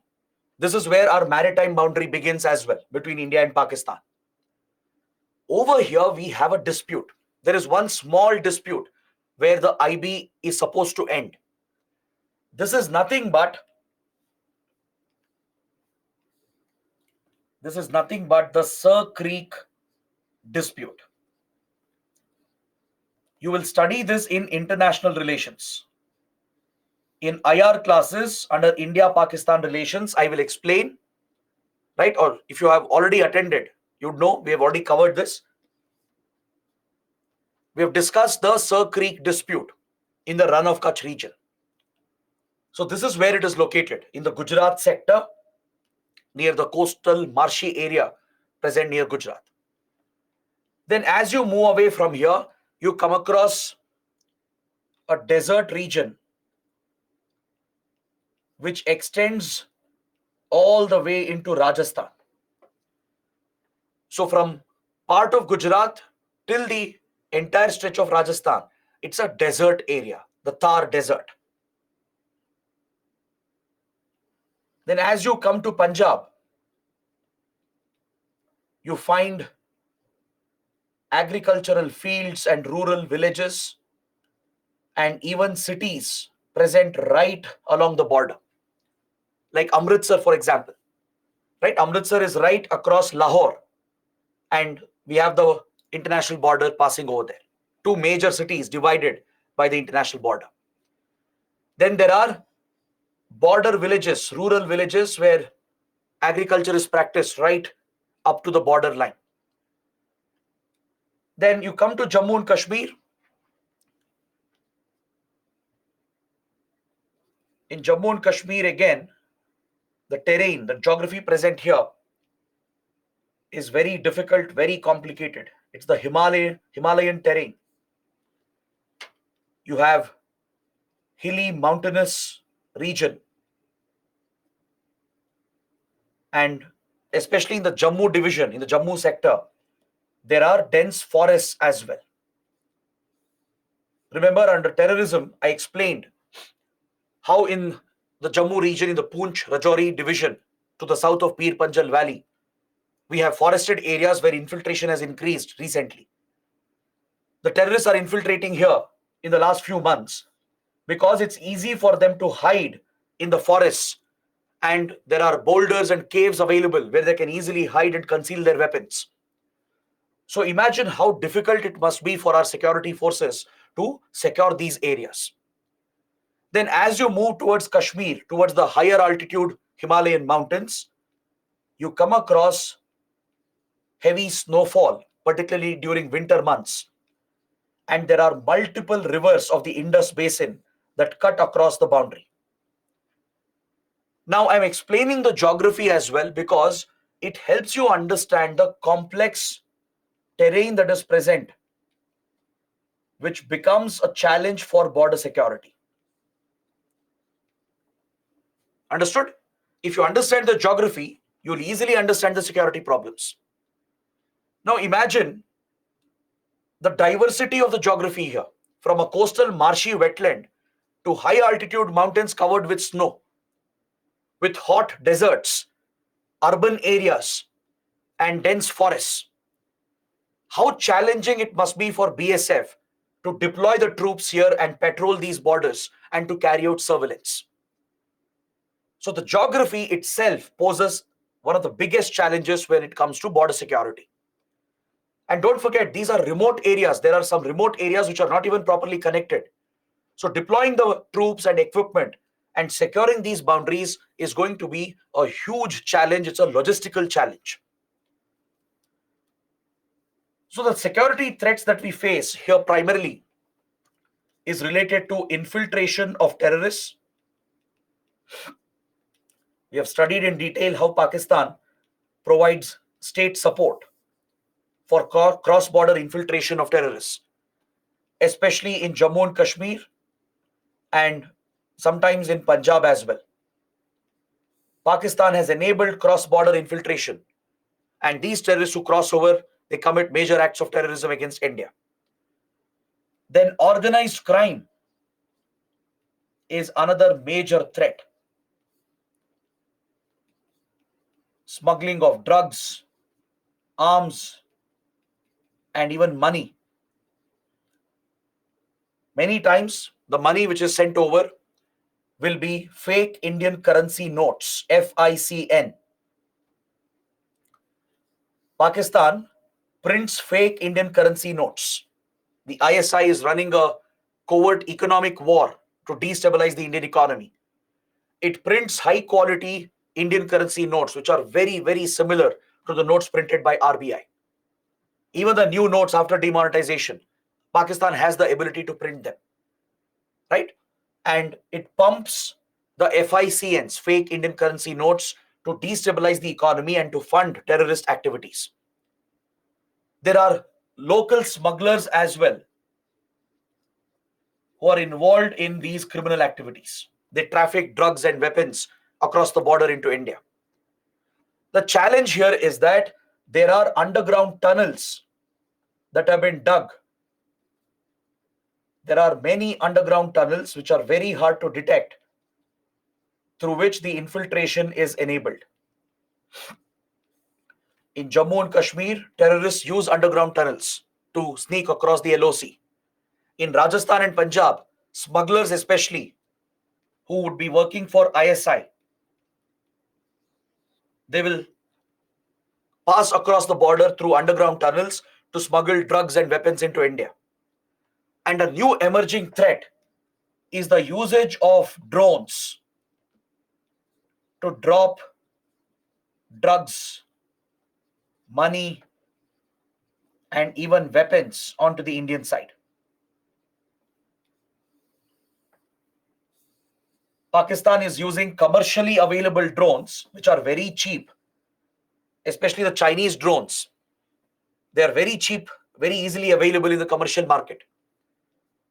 So these small drones are being used because they can easily pass over the border areas and they can drop a payload onto the Indian side. And their network, their agents, their terrorists who are on the other side, they'll come and pick it up and they'll use it for acts of terrorism against India. Now we are seeing attempts to revive the Khalistan movement. So in last few years, lot of drones have been crossing over, dropping drugs, weapons, and funds into Punjab. We have seen this happening in J&K as well. So these are the major security threats that we face along the Pakistani border. A very complex geography, state support from the intelligence agency of Pakistan and the Pakistani army, and even from the Pakistan border guarding forces. They even break the ceasefire deliberately. They deliberately open fire against BSF and Indian Army positions to distract them during the night time so that the terrorists and the criminals can sneak through and cross over to the Indian side. So this is an enormous challenge in front of BSF, but BSF has been doing an incredible job to secure this boundary. Securing this border, both IB and LOC, is crucial for India's internal security to deal with Khalistan movement, J&K insurgency and terrorism, right? And Pakistan's covert war.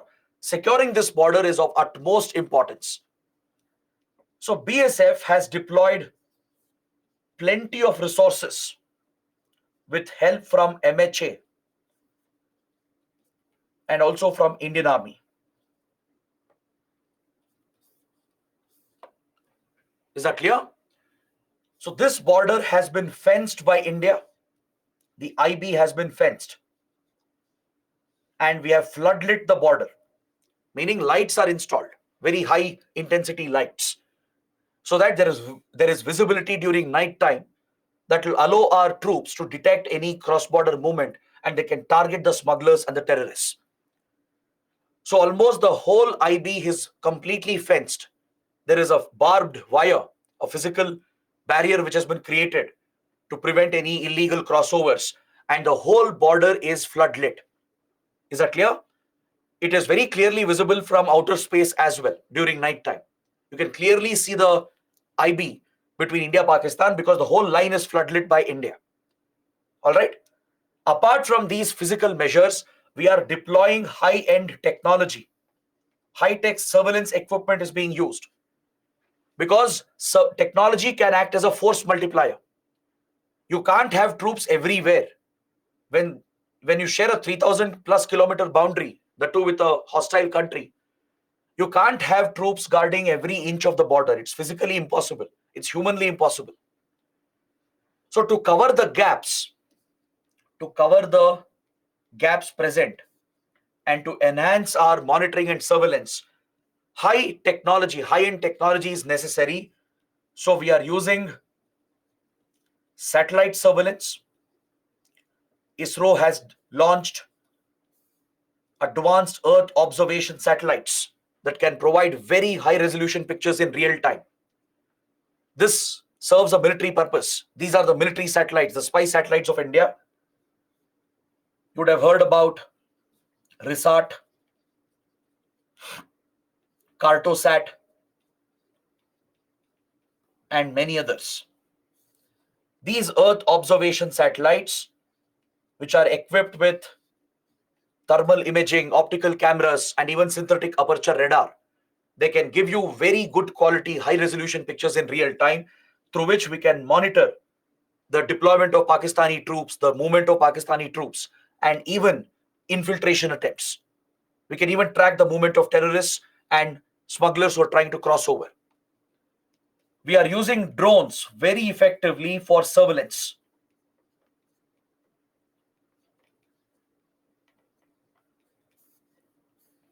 Is that clear? Then a number of sensors are deployed,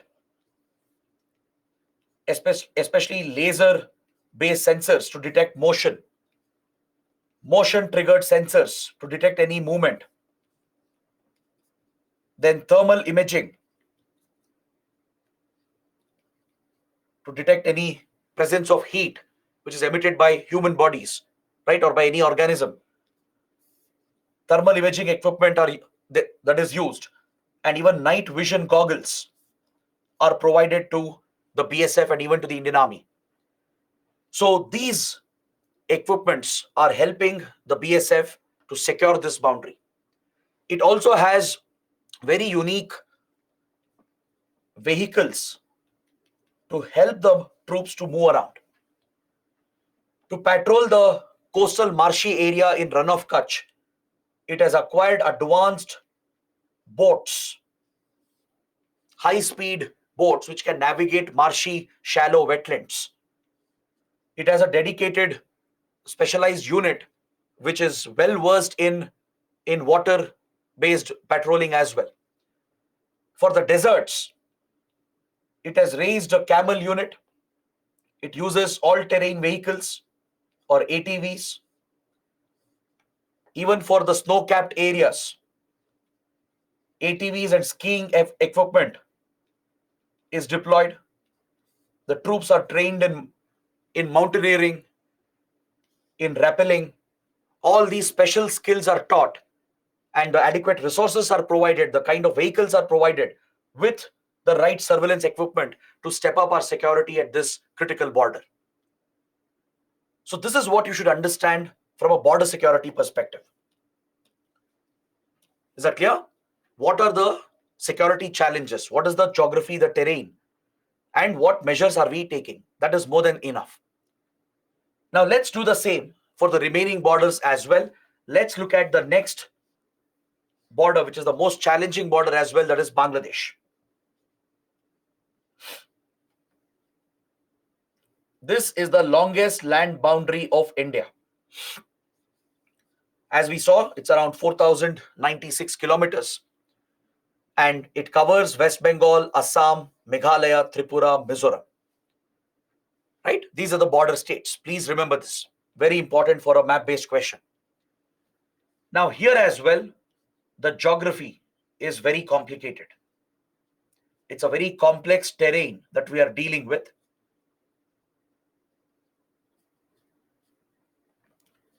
For example, in West Bengal, you have highly populated areas. You have populated villages present right along the India-Bangladesh border. So it's very hard to guard such areas and keep track of movement of people because there are already so many people present. Villages are present nearby. So the presence of populated areas in West Bengal is a challenge. Next, the presence of hills, mountains, rivers, and forests. This is another major challenge for the BSF.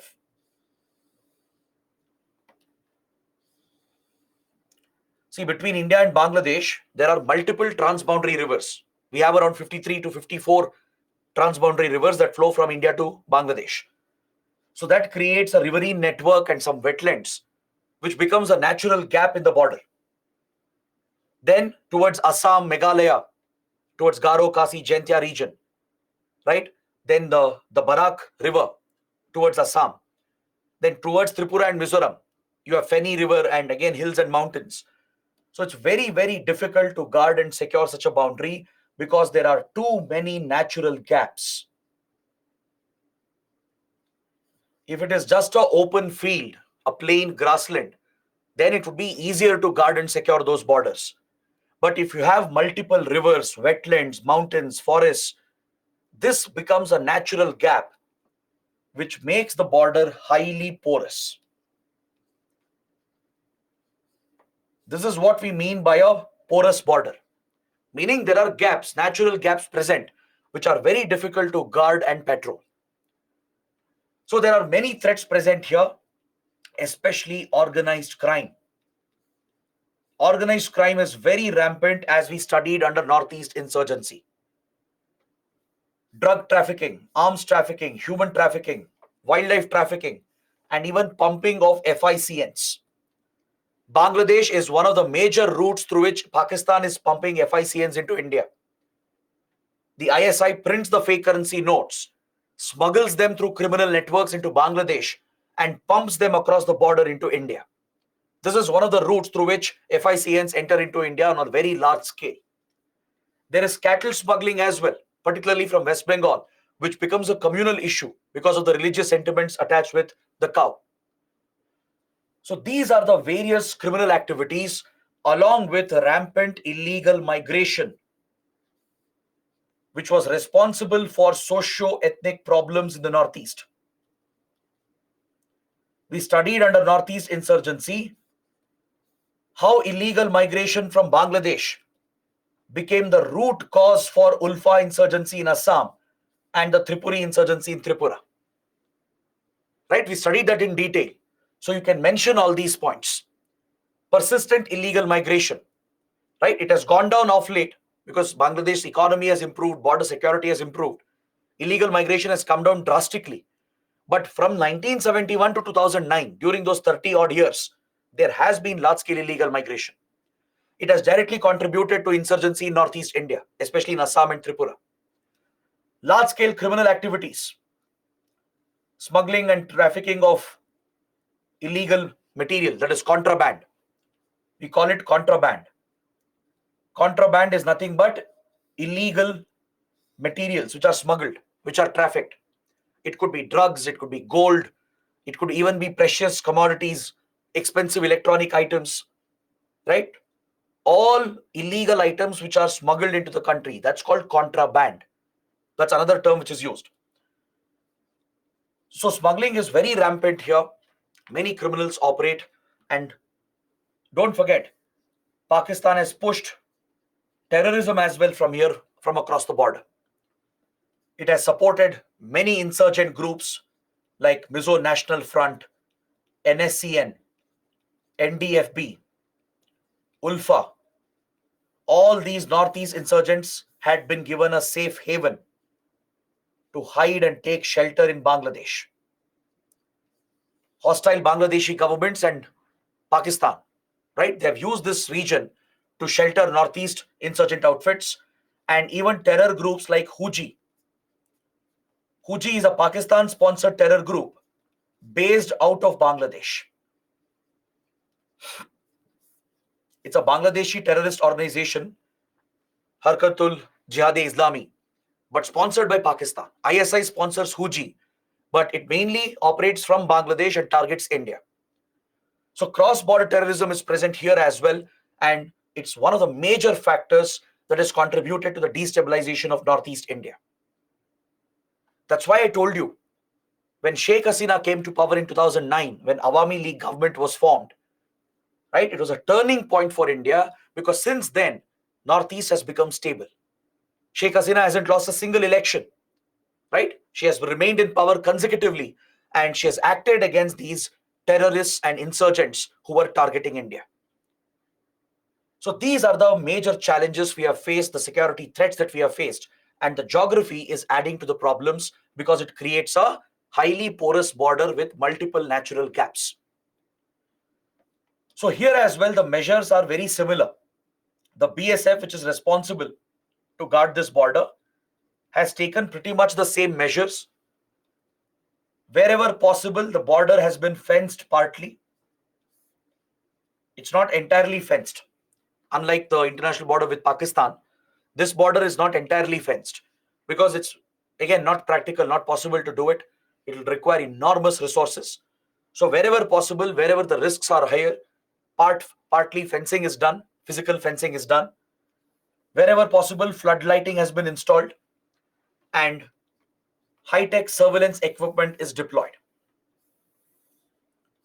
From satellites to drones to CCTV cameras,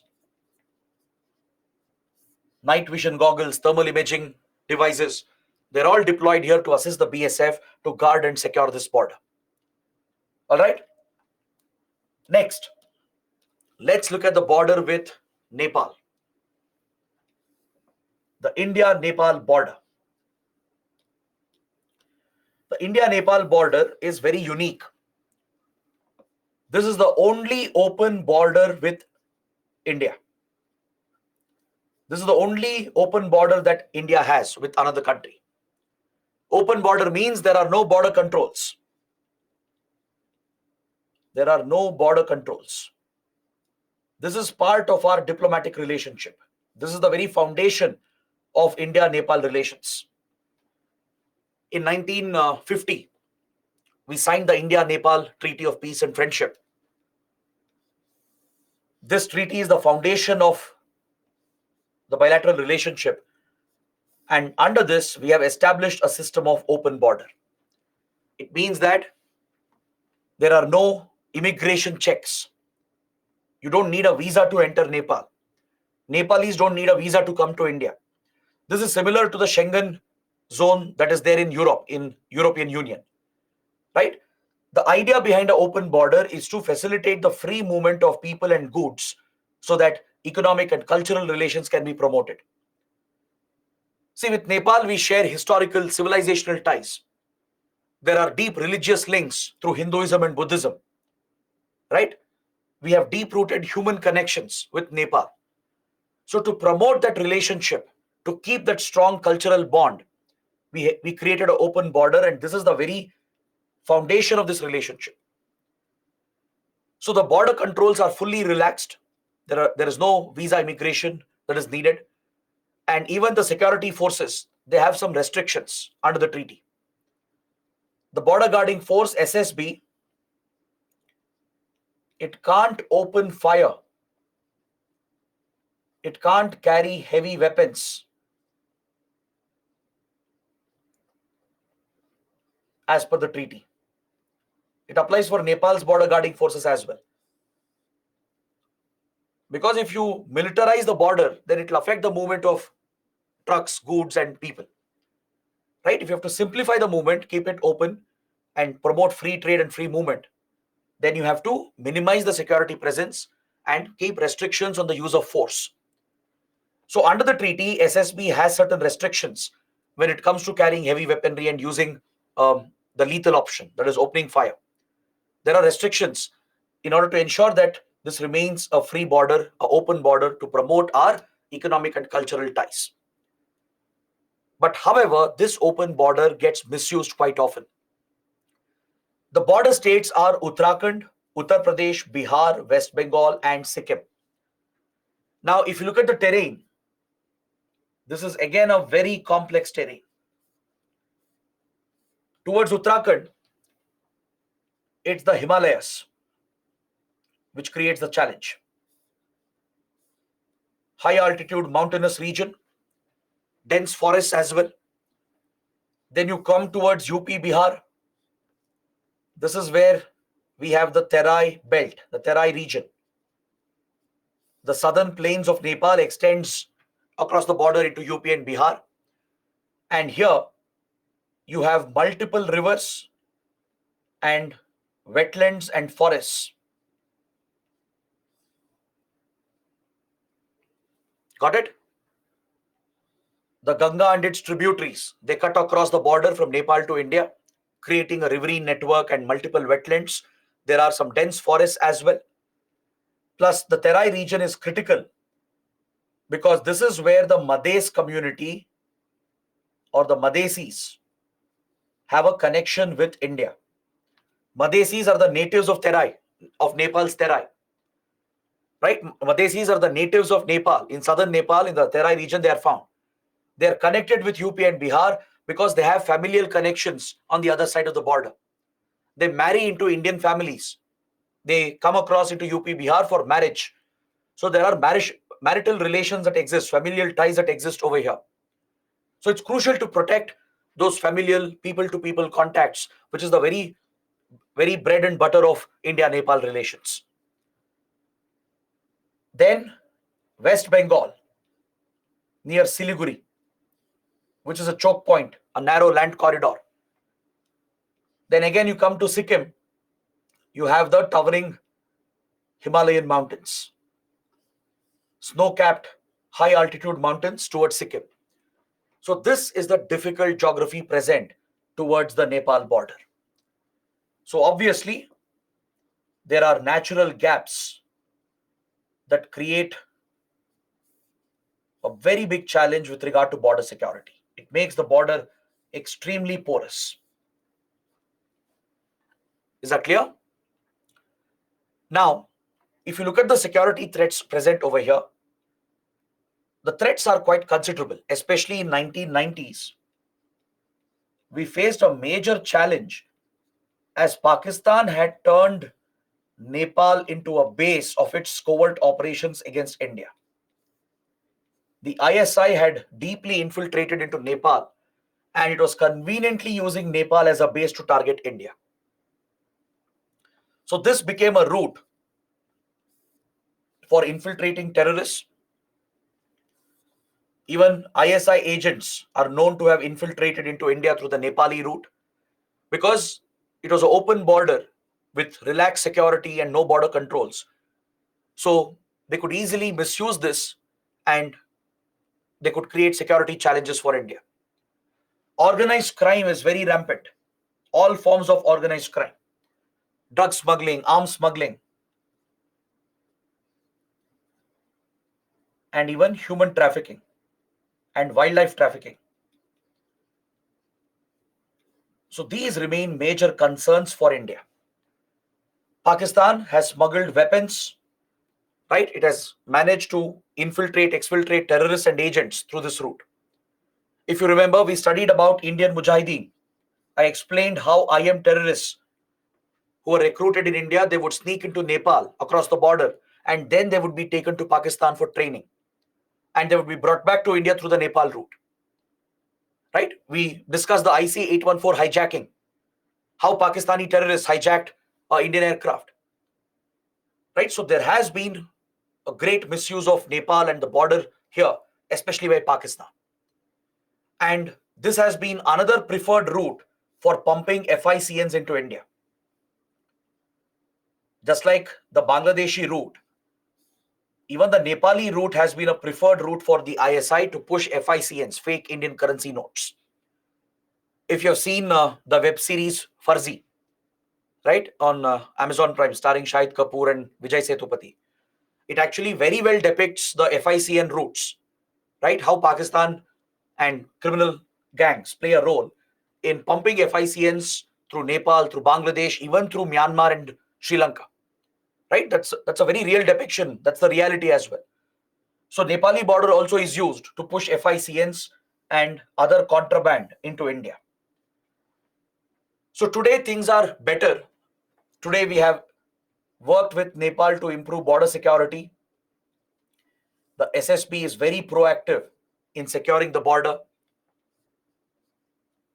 We have managed to dismantle Pakistan's terrorist network through our covert intelligence operations with Nepal's help. We've been able to dismantle the Pakistani network and support base, which has reduced the infiltration of terrorists and even the organized criminal activity. But the other concern is that Naxals are known to use Nepal to hide. If Naxals come under pressure in India, right, in this belt of Jharkhand, UP, Bihar, Chhattisgarh, they often run away into Nepal easily.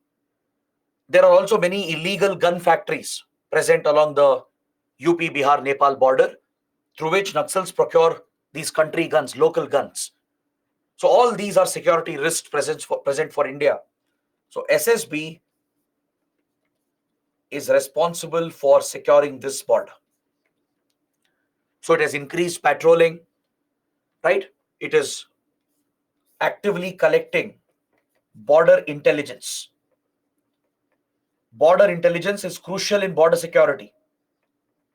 Every border guarding force will collect border intelligence at the border level within few kilometers from the border. That is where these forces have jurisdiction. Like, for example, BSF has a jurisdiction up to 50 kilometers from the border. Previously, it was just 15. Recently, it was increased by the Home Ministry to 50 kilometers. So up to 50 kilometers from Pakistani and Bangladeshi border, BSF has jurisdiction. So like this, for every border guarding force, a certain jurisdiction is given where they operate. So in those border areas, they actively collect border intelligence to keep track of the criminals and any infiltration attempts and the security threats. And that's exactly what SSB is doing. For example, today is a historic day where the Ram temple is being consecrated. The Pran Pratishthan is happening, right? So the security agencies and intelligence agencies are anticipating some threats from the Nepali border. So SSB has been put on extreme high alert. From last 2-3 weeks itself, SSB was put on extreme high alert by the IB to secure the Nepal border because it's very close to Ayodhya, right? So these are the measures that SSB is taking to ensure that no threats emerge from this border towards India. We do have a couple of border disputes over here, the Kalapani dispute and Susta dispute, but we will study this in IR. That's a IR topic. Previously, these were minor disputes. It was a very minor issue. But recently, certain anti-India leaders, pro-China leaders, like KP Sharma Oli, who was the Prime Minister of Nepal, he deliberately escalated the Kalapani dispute. He blew it out of proportion and made this into a major conflict between India and Nepal. But now KP Oli is gone, he's removed from power, and things are back to normal. But these minor border disputes, they persist. The Kalapani dispute and Susta dispute, we'll study about them in detail in IR.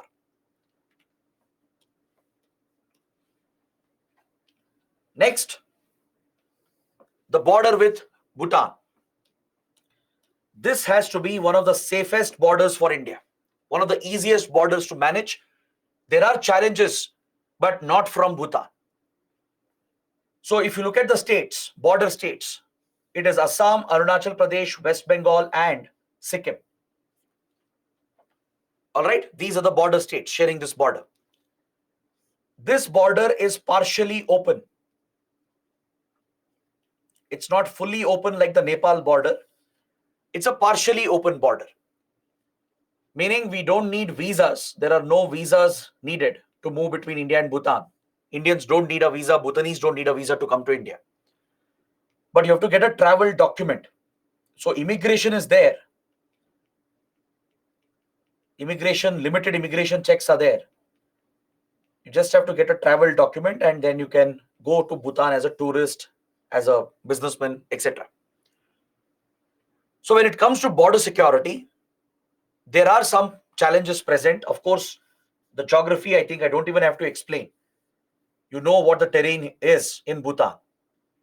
This is the Himalayan terrain and it's the terrain of Northeast India. So you find the mountain ranges of the Himalayas. Some of it is snow-capped and dense forests. Towards Assam especially, the southern borders of Bhutan, towards Assam and Arunachal Pradesh, you have densely forested areas, very pristine forests, untouched forests. Towards Sikkim and Arunachal and towards West Bengal, there are a few mountainous regions, hilly mountainous regions as well. So of course it is difficult for SSB to guard the boundary, but SSB is doing very well along with Indian Army and Royal Bhutanese Army. One good thing is that we have never faced any kind of major security threat from Bhutan, because we know that Bhutan has never sheltered criminals or terrorists who could threaten India. So across this border, we don't see the threat of organized crime. There is no major organized crime. There is no major infiltration taking place from here. Got it? However, the only incident we faced was in 1990s and early 2000, which I have already covered and explained in Northeast insurgency. I told you that in 1990s, Indian Army and Assam Rifles carried out a major counterinsurgency operation across Northeast India called Operation Bajrang and Operation Rhino. They targeted multiple insurgent groups. So as they came under pressure from our forces, they ran away from India, and some groups they tried to take shelter in Bhutan. To escape these security operations, a few insurgents from ULFA, from Bodo groups like NDFB, and even KLO, NSCN, and ATTF, these outfits, they crossed the border, entered Bhutan, and took shelter in the forested areas of Bhutan. But once India detected their presence and passed the intelligence to Bhutan, Bhutan fully cooperated with India, and we ran a joint operation called Operation All Clear in 2003-2004 to flush out these insurgents who were hiding in the forests of Bhutan. The Indian Army Special Forces were deployed, and with the help of Royal Bhutanese Army, these insurgents hiding in Bhutan were targeted, and they were all flushed out back to Northeast. So apart from this one incident, we have never faced any large-scale infiltration of terrorists or organized crime across this border. But however, don't forget, this is of great geopolitical and strategic significance, because this is where we have a tri-junction point where China meets India and Bhutan. And the worst part is that this tri-junction point has a dispute, the Doklam dispute, which is a boundary dispute between Bhutan and China. This has direct implications for India, because India is responsible to defend Bhutan as part of our foreign relations. And China has kept its eyes on capturing Doklam, because this gives China a strategic advantage against India. Doklam is very crucial from India's viewpoint because it's very close to key locations like Nathula Pass and even to Siliguri corridor. It's just a few kilometers away from the Nathula Pass in Sikkim and the Siliguri corridor in West Bengal. So China has always kept its eyes on these weak points, and it has tried to take control of Doklam from Bhutan. And recently, it even triggered a military standoff where India and China got involved in a direct confrontation over this boundary dispute. We will study more about this in IR again. It's an international relations topic. Currently, Bhutan and China are holding boundary talks. They are getting very close to striking a deal. And this is something that concerns India. India is closely watching the China-Bhutan boundary talks because China is trying to push for an exchange. China is suggesting that, see, we will give away the other two disputed areas in the northern border if you give Doklam to us. China's interest is only Doklam. It doesn't care about the other two locations. China is willing to give away those two locations to Bhutan without any dispute if Bhutan agrees to give Doklam to China. Because China wants to dominate Doklam and put pressure on India given its proximity to Nathula and Siliguri. Got it? So this is something you should keep in mind. So this is where we do face an external challenge, but that's more of an IR topic. We will study that under international relations. So by and large, this is a very safe boundary. But right now, there is a lot of focus on improving economic ties between India and Bhutan, and some big initiatives have been taken up. Recently, India has announced a railway link. This is the first ever railway link that will connect Assam with Bhutan. The project has been started. It will be built and executed soon. Bhutan is also looking to set up a major technology city and an industrial city called Gelugpa, close to the Assam-West Bengal border. It is planning to set up an airport, planning to create an industrial center for technology-based startups. So this is something that could transform the region and benefit Northeast India, right? Bhutan's initiatives to focus on these infrastructure projects, industrial projects, could be a big boost for economic activities in the region. It could benefit the whole of Northeast India by creating opportunities. So this is something you have to keep in mind when you think about our borders with Bhutan. Next, another challenging border, the border with Myanmar. I think this topic we've already covered. We just have to revise and summarize it, because under Northeast insurgency, I've covered every single point. So it's just a repetition. So if you look at India-Myanmar border, it's around 1,600 odd kilometers, 1,600 plus kilometers. And there are two tri-junction points. In the north, there is a tri-junction point with China, where Arunachal Pradesh of India meets with Myanmar and the Yunnan province of China. So that's another key tri-junction point where three countries meet. Similarly, in the south, there's a tri-junction point with Bangladesh, where Bangladesh meets with Myanmar and India. So the border states here sharing this boundary with Myanmar are Arunachal, Nagaland, Mizoram, and Manipur. So we have understood what is the geography here, right? We spoke about Northeast insurgency. I explained this in detail. There are hilly mountainous regions, very remote, unconnected areas, and dense forests and jungles. So that is the major challenge here, the geographical challenge. So this again is a highly porous border.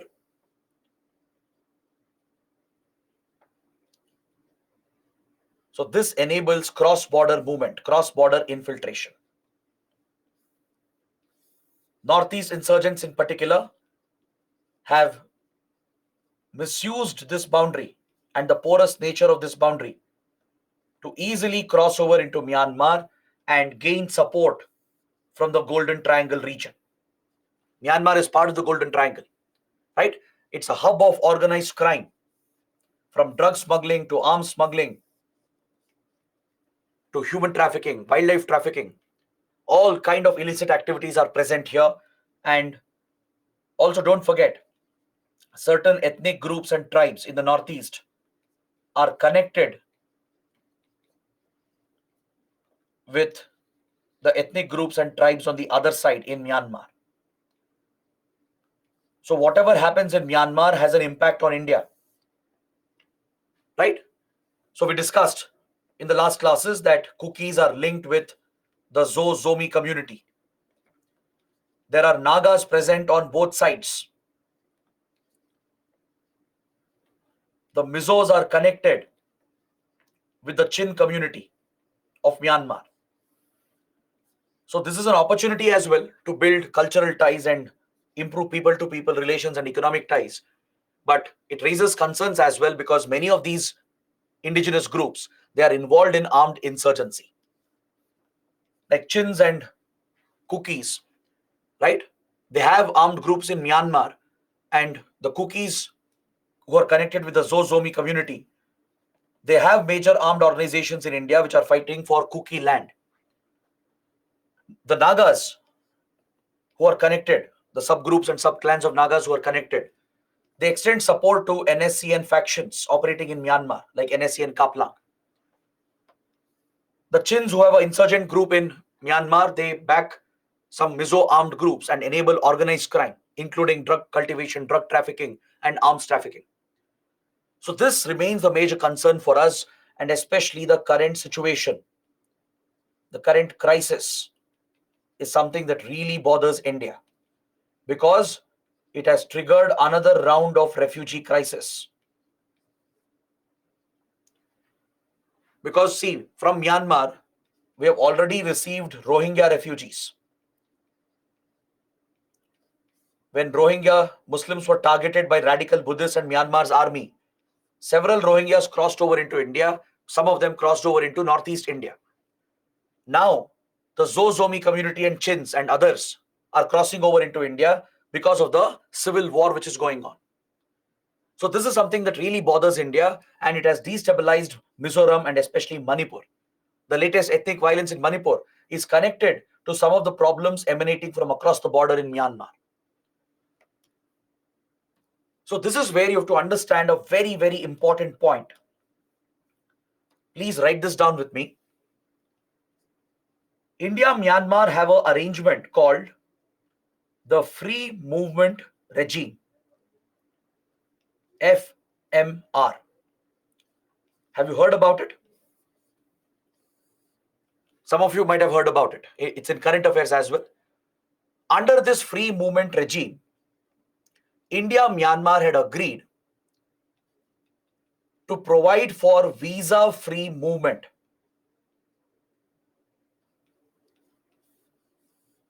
Visa-free movement to the people of the border villages. The condition was that those who are residing within 16 kilometers of either side of the border, they don't need a visa to travel to the other country. They are just given a travel document. They're issued one certificate, a free movement certificate under this regime. And by using this, it is valid for 1 year. They have to renew it every year.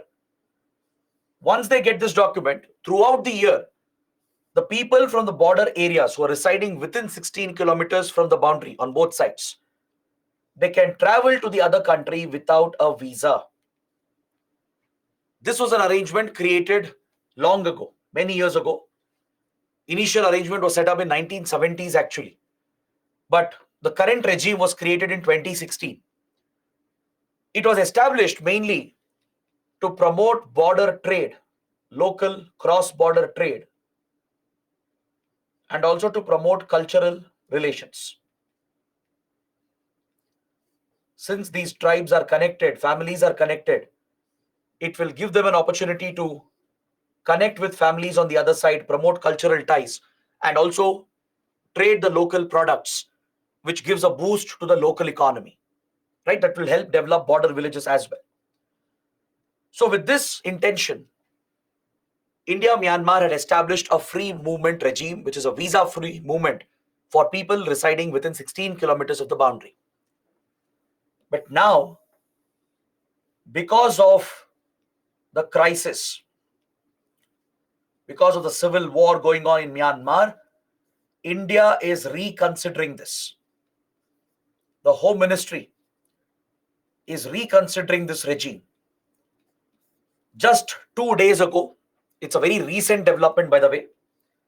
Just 2 days ago, Home Minister Amit Shah said that India is reviewing the free movement regime and we might revoke the free movement regime. And he also said that India is going to fence the entire border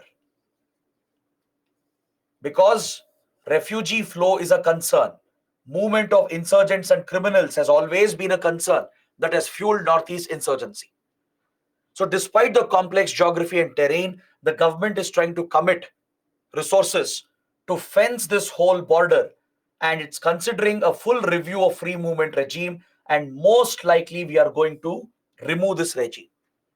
The Home Minister has said we are most likely going to revoke it. It will happen very soon. So please watch out for this in current affairs. Now, which is the border guarding force? It is the Assam Rifles. Assam Rifles is the border guarding force responsible for protecting this border. See, Assam Rifles is a very unique paramilitary force of India because it is not just a border guarding force. This is one of the duties of Assam Rifles. All right? It is a CAPF. It is a Central Armed Police Force. And it is under the Home Ministry. With regard to cadre control, administrative control, it's under MHA. So it is a Central Armed Police Force, just like BSF, SSB, etc. So one of the roles is to guard the border, to act as a border security force. The second role is to carry out counter-insurgency operations across Northeast India under the special powers of AFSPA in order to assist Indian Army in the Northeast. This is the secondary role of Assam Rifles. So this is where many people get confused. Many people have a wrong idea, wrong assumption that Assam Rifles is a unit of the Indian Army. They don't know that it's actually a CAPF. It's a police force. It's not an armed force. This confusion arises because only for counterinsurgency operations, it is placed under the command. It is placed under the operational command of Indian Army in the Northeast. Meaning, it comes under the control of Defense Ministry as well, partly. With regard to counterinsurgency operations and deployment for counterinsurgency in AFSPA areas, the Defense Ministry controls Assam Rifles and it works under the operational command of Indian Army. This gives rise to a misconception that Assam Rifles is part of Indian Army. It's not. Assam Rifles is a CAPF. It's a police force under the Home Ministry. It's Home Ministry which funds Assam Rifles, which recruits and trains and looks after all administrative matters. But when it comes to operational deployment for counterinsurgency operations, it's under the command of Indian Army, where Defense Ministry exercises a control. So there is a dual control on Assam Rifles.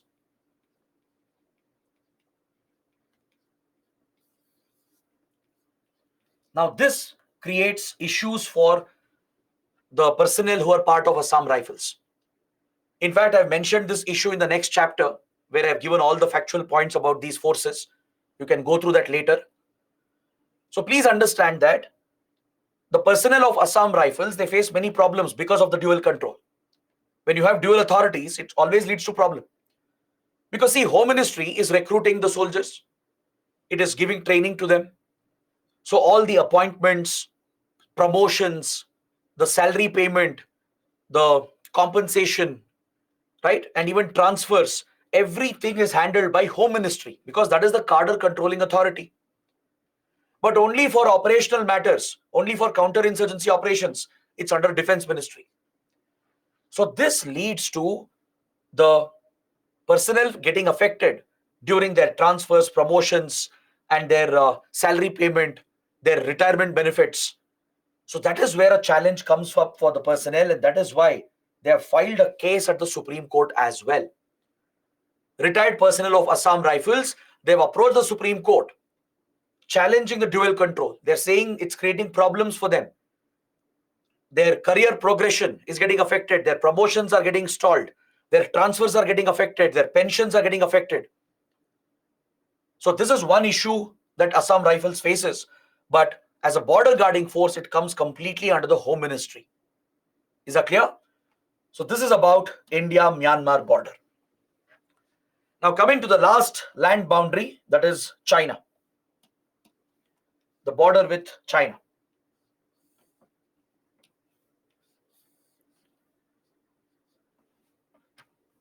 So which are the border states and union territories? It is Arunachal Pradesh, of course, Sikkim, Uttarakhand, Himachal Pradesh, and the union territory of Ladakh. Previously, it was Jammu and Kashmir, the state of J&K. Now it's the union territory of Ladakh. So this border with China is, of course, a very complex border again, because the terrain, the geography is highly complicated. This is where you find the high altitude towering Himalayan mountains, which are permanently snow-capped. So the presence of snow, the possibility of disasters like avalanches and landslides poses a very big risk for Indian troops. In fact, these risks are present even along the Nepal border, even along the Pakistani border. Many areas are very remote with very poor or limited connectivity. So obviously, it is very challenging to deploy the border troops and guard and patrol these border areas. Now, of course, I'm not going to discuss the border dispute here. That's a IR topic again. The India-China boundary dispute, right? That we will discuss in detail under international relations, including the latest border tensions. But here I'm just talking about border security management, which falls under ITBP, Indo-Tibetan Border Police. It is a specialist force raised after the 1962 war. The 1962 war with China made India realize that we need a specialist force that can engage in high altitude mountaineering. This is a special skill needed for any force deployed here, right? This is a skill that India didn't have under the Indian Army before 1962. We suffered a crushing defeat in 1962 in the border war against China. Following this, ITBP was raised, Indo-Tibetan Border Police. It specializes in high altitude warfare, mountaineering skills, and in surviving in extreme conditions, right? Where there are disasters, snow-capped areas, remote areas with very poor connectivity, right? So that is where ITBP is deployed. But luckily, there is no organized crime, no infiltration here. This is not a concern. Organized crime or terrorist infiltration is not a concern here. The concern is China itself. China is the concern for us. The repeated border incursions, the way in which it challenges our borders and disputes them, and how aggressive China gets, and how it resorts to aggressive military tactics to threaten India. That is the challenge we are dealing with. So Indian Army is dealing with this crisis with the Foreign Ministry and other organs of the state, which we will study in IR. But with regard to border management, border security, it is ITBP. So to improve our preparedness, our security preparedness, we are improving border infrastructure. We are creating strategic roads, building tunnels and bridges to ensure that we have all-weather connectivity. This is very crucial. The Border Roads Organization is very proactive across all the borders of India. Even along the Pakistani border, the Nepal border, right? BRO builds some amazing engineering projects to construct these border roads in high altitude Himalayan ranges, to build tunnels by digging through mountains, execute high bridge projects that can provide us all weather connectivity, even during winter season and snowfall. Apart from this, the Indian Air Force has activated advanced landing grounds. These are British era airstrips, semi-prepared airstrips that are present in the Himalayas. At places like Daulat Beg Oldie, then Vijayanagar in Arunachal Pradesh. At such important forward locations along the Chinese border, there were some British era airstrips, just a runway, a semi-prepared runway created by the British during World War II. They were largely defunct. It was not used after that. Now, in the last 20 years, we have reactivated them, and Indian Air Force is deploying advanced fighter jets and transport planes to these forward locations. It helps in moving troops and equipment, and it also helps in improving connectivity, right? So all these measures are being taken up to improve our preparedness to secure this boundary with China. So this is more than sufficient with regard to the land borders of India. What you've understood is more than sufficient. Don't go beyond this. Now we are coming to the last 2 or 3 topics before we close the subject. I would like to talk about coastal security in brief, and then we will discuss the border area development. We have a separate program for that. There is another new program that we have launched. So we'll discuss both of them and we can close the session. Let's take a look at coastal security. To guard the coastline of 7,500 kilometers and the islands, I already mentioned that we have a 3-layered defense which has been created, especially after the Mumbai attacks. The Mumbai attacks clearly exposed the gaps in our maritime and coastal security.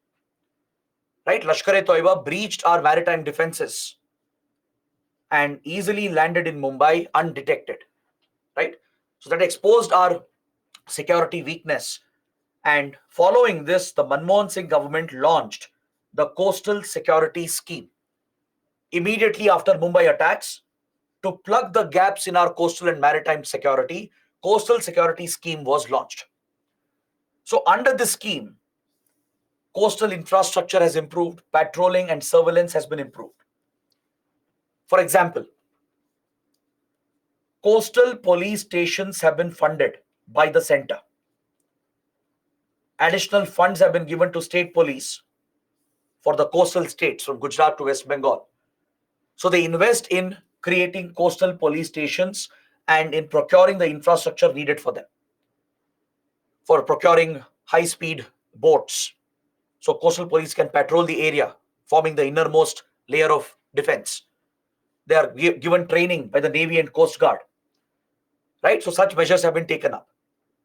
Then India has provided transmitters for all the fishing vessels and boats registered in the country and operating in our waters. This is mandatory. They have to register themselves, just like every vehicle is registered, every car, every bus and truck is registered. Similarly, every boat, every vessel has to be registered. It's been made mandatory. Along with registration, they should have an installed transmitter built by ISRO. These transmitters are connected to ISRO satellites. Is that clear? They help in tracking the fishing vessels and ships and the boats. It also helps in helping them in during distress. Let's say they face an accident, or they get hit in the sea by another ship, or they get caught in a cyclone or a tsunami. In such distress events, they can send signals through the transmitter and Navy and Coast Guard will come to their rescue. Plus, it will help us to monitor the presence of various vessels and boats and thus detect any hostile threats in the sea. We also launched a major security initiative, the Coastal Surveillance Radar Project. Under this project, Bharat Electronics Limited, BEL, built coastal radars for surveillance in the coastal maritime areas, and they were installed all across the coastline of India, covering the islands as well. This was a major project launched by Prime Minister Manmohan Singh immediately after the Mumbai attacks. Immediately after Mumbai attacks, this surveillance radar project was launched, and in phase 1 of the project, coastal radars were set up by Bharat Electronics all across the coastline of India, from Gujarat to West Bengal, in every state, every union territory, including the islands, Andaman and Lakshadweep. Now, we have executed phase 2 of this project, and these radars are built in foreign countries as well, such as Mauritius and Seychelles. We are expanding this coverage across Indian Ocean region. This has become a major intelligence gathering surveillance initiative of India by working with friendly countries. So we have already built the radars. They're operating in Mauritius and Seychelles. We want to extend this to Sri Lanka, Bangladesh, and Maldives. Bangladesh has shown interest. Sri Lanka has almost given approval. It has given initial approvals already. Maldives had agreed, but now you know what's happening with Maldives. We have a very hostile government that got elected last year. So it's opposing any Indian presence. So definitely it is cancelling this project. But we do have a long-term vision to set up the chain of radars across important Indian Ocean countries so we can monitor the maritime traffic. We can keep an eye on any sea-based threat. These radars can track ships, aircrafts, and it's reported that it can even help track submarines. So especially to keep an eye on Chinese naval deployment, to check PLA's navy and its deployment. The project can be of great significance. Then to tackle piracy, terrorism, and even organized crime, which is rampant in the seas, this project can be of great help for India. Is that clear? So this radar chain, which is set up all across India's coastline and also in Mauritius and Seychelles, they are all integrated into the regional command centers of the Indian Navy. The Navy has regional command centers like in Mumbai, Karwar, Vishakhapatnam, Chennai, Tuticorin, Kochi. These are major regional commands of the Indian Navy. So this is where all the radar data is integrated. And finally, it is integrated into a national command center called IFCIOR. You can say that this is the headquarters of the project. This is the command center of the project. Is that clear? It stands for Information Fusion Center. IFC, Information Fusion Center for Indian Ocean region. It is operated by Indian Navy. Indian Navy owns the Coastal Surveillance Radar project. It is built by Bharat Electronics Limited along with other institutions, but it is operated and maintained by Indian Navy. So this radar network we have created all across India's coastline and in Mauritius and Seychelles gives us a complete picture of shipping traffic and any movement across Indian Ocean, and the data is available at IFC IOR. It's located on the outskirts of Delhi in Gurgaon, and this has become such an important facility that foreign navies are also interested to take part in this initiative. Foreign navies, friendly foreign navies, have deployed their officers at IFC IOR to coordinate with Indian Navy to share intelligence. For example, US Navy, French Navy, Russian Navy, even Japan, Australia, right? UK. All these countries have deployed their naval officers at IFC IOR. They're acting as liaison officers, taking intelligence, sharing this data, and coordinating with India for maritime operations across Indian Ocean. So this is a major security initiative that was launched after the Mumbai attacks.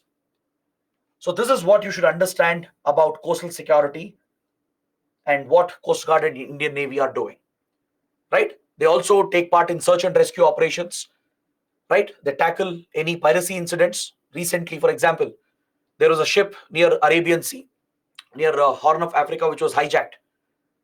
Immediately, Indian Navy responded. The Marine commandos, they intercepted the ship. We deployed surveillance aircraft and drones to constantly monitor the ship as well. And we safely rescued the crew. Now, the threat from Houthi rebels has gone up. They are launching missiles and drones, targeting commercial ships in Red Sea and Arabian Sea, which is a threat, right? There was an attack very close to our exclusive economic zone. This is a risk for India. We have very precious resources in our exclusive economic zone. We have hydrocarbon reserves. We have many offshore projects, offshore oil rigs, offshore windmills. We have precious minerals present on the seafloor, fisheries. So it's important to guard and safeguard these resources. So that is where Coast Guard and Navy play a critical role with the coastal police. They form a three-layered defense. We also conduct a number of mock drills. Mock exercises are conducted. All right. And since the Navy, Coast Guard, and coastal police can't be present everywhere because the seas are very vast, it's impossible to guard every inch.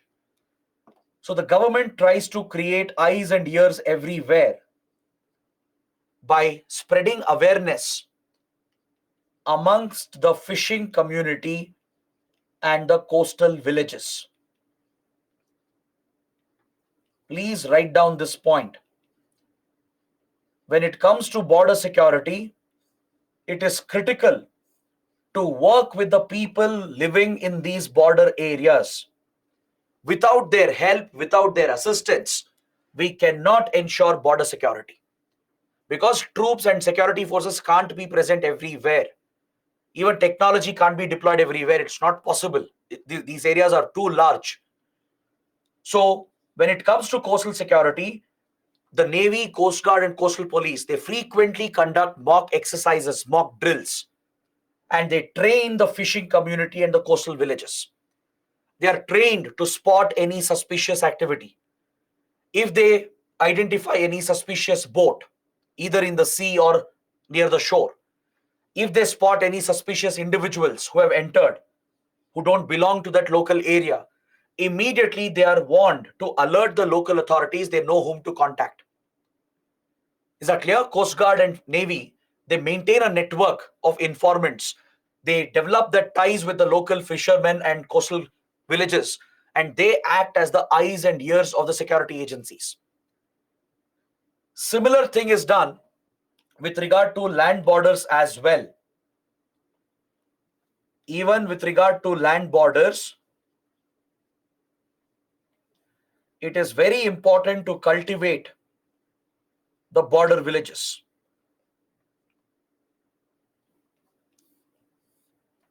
Those residing in the border villages, these villagers, they have to be in favor of India. You have to keep them in our favor.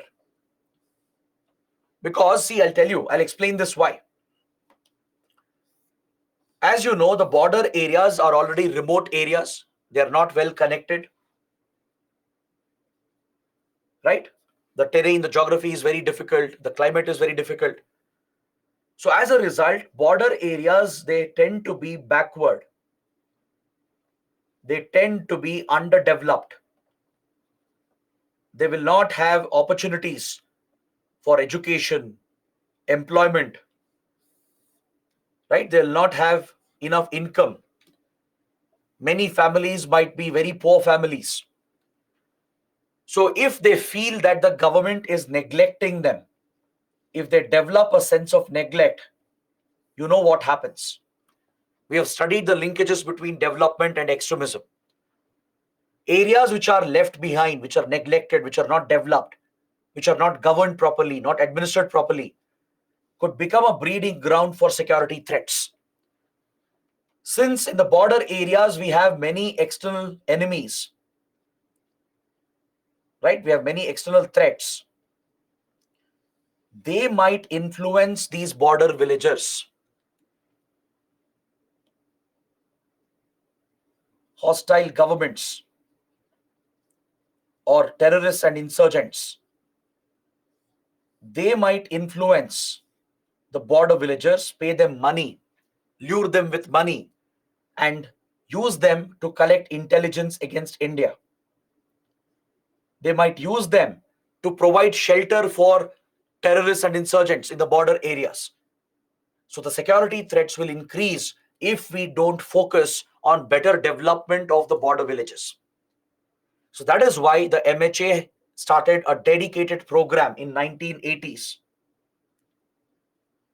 Initially, it was started only for the Pakistani border. The border villages along the Pakistani border were developed under BADP, Border Area Development Program. And as the program gave a lot of success results, right, it helped in bringing development to these areas. Right, the villages, they started favoring Indian forces and they started favoring the Indian government. They became the eyes and ears of the state. They would immediately report any suspicious movement and activity, thus generating valuable border intelligence. So border forces and even intelligence bureau, they work closely with border villages. They cultivate them as informants. All right, they'll do it only when they are patriotic enough. You can do that by providing development, by showing that the country cares about you, by showing that the government cares about these people. And so that is why this program was launched for the Pakistani border. Later, this was expanded to cover all the other land borders. So border villages along China, Nepal, Bangladesh, Myanmar border, all of them are covered under BADP, Border Area Development Program. So dedicated funds are provided to provide basic roads, electricity, water supply, better education and healthcare, livelihood and job opportunities. So such projects are taken up to develop the border villages, to ensure border security and to provide better border management. Is that clear? So that is about BADP. Now, do you know that recently we have launched another similar initiative? Does anyone know what it is? Recently we have launched a very similar program with a specific intention. Very good. Jia and Janvi have given the right answer. The Vibrant Villages program. Have you heard about it? It's in current affairs. It was launched last year by the Modi government. It was announced in the union budget, and the government of India has launched the initiative as well. Vibrant Villages program is specifically meant for border village development along the China border. Around 1,400 crore rupees is dedicated for this project. More than 2,000 villages have been identified in Ladakh, Himachal Pradesh, Uttarakhand, Sikkim, Arunachal Pradesh. These are the border states and union territories of along the Chinese border. This is a specific program to provide better development for border villages present near the Chinese border. Now, you might ask, sir, these schemes are overlapping. The government has said it doesn't overlap. Vibrant Villages program will focus on other initiatives not covered by BADP. So both programs are active. BADP is also active, where border development is being carried out across all the borders, including the Chinese border. This program will not stop, right? This program will parallelly continue. But a new program has been launched for even better development along the Chinese border to cultivate the border villages. Because China has started developing its own border villages in disputed areas. It is even constructing new villages in the disputed sites on the Indian side of the border and bringing people from other parts of the country to populate them. This is a Chinese strategy to strengthen its claims against India, to show that there are Chinese people living. So this is Chinese territory, not Indian territory. So to counter this, Vibrant Villages program has been launched. We will also develop our villages, make them more developed, make them more populated to strengthen our border claims. This program will run parallel to BADP. Both will run parallelly. The BRO, Border Roads Organization, under the Defense Ministry, is working closely with Home Ministry to step up our border infrastructure. This is another key measure. Advanced roads, strategic tunnels and bridges are being built. We are also promoting border trade to improve our friendly ties, to create local economic opportunities by building integrated check posts, as we discussed at the beginning of the chapter. So we have an ICP with Pakistan, the Wagah Atari check post in Punjab. We have 4 ICPs with Bangladesh at Petropol in West Bengal, then Davki in Meghalaya, Sutarkandi in Assam, all right, Agartala in Tripura. There are 4 such advanced check post facilities, which are the land border points that promotes border trade and cross-border movement of people, trucks and goods. We are planning ICPs with Bhutan and Myanmar as well to improve border trade. So these are the various measures that India has taken up to improve our border management and to focus on better border security. If you can understand all these topics, trust me, this is more than sufficient for the exam. I have covered every single topic relevant for internal security and the connected topics. All right. Now, I would like to mention one last point before we end the subject. In Jammu and Kashmir, as terrorism has increased near the line of control, especially near border villages,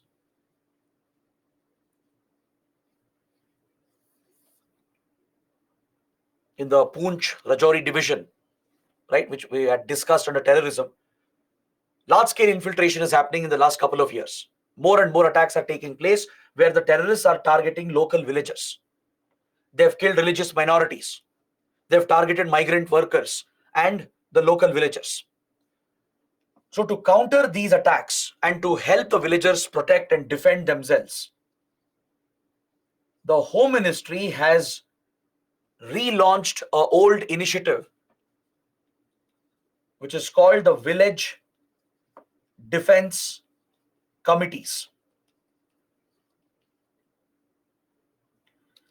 Village Defense Committees have been set up, reconstituted. We had this set up before in 1990s when J&K was suffering from peak militancy. In 1990s as well, the terrorists who would come from Pakistan, they would kill local villagers, target them, attack them, kill religious minorities as well. So India had started an initiative called Village Defense Guards, VDGs. So under this program, the Home Ministry and Defense Ministry would work together with the security forces,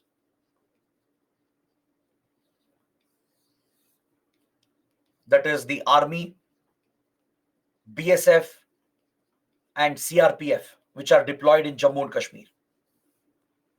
They would provide arms and weapons to the local villagers. That is the government. The security forces will supply arms and weapons. They will be given training on how to use them. They will also be given a rank, a stipend is also paid for them as a financial incentive, and they operate under the district SP, under the senior IPS officer, right? So able-bodied men and women are recruited, and even retired army officers, police officers of JK Police, they are recruited into village defense guards. Their mandate was to use the weapons and the training given to them to act in self-defense. That is, if terrorists attack their villages, they can use the arms and weapons and their training to open fire and even kill the terrorists to defend the villagers. Because security forces will take time to reach. Let's say terrorists have reached a village and started an attack. Army and CRPF might get to know, but before they reach, a few hours would be lost. Many people would get killed. So before these forces can reach them, if people can defend themselves, right, they can buy some time, or they can eliminate the terrorists as well. It gives them an opportunity to defend themselves. So for the purposes of self-defense, village defense guards had been created in 1990s. Initially, it was very successful. It gave protection to the villagers. It helped in deterring the terrorists as well. But later, allegations came up that these powers were misused by the villagers, and it allegedly led to human rights violations.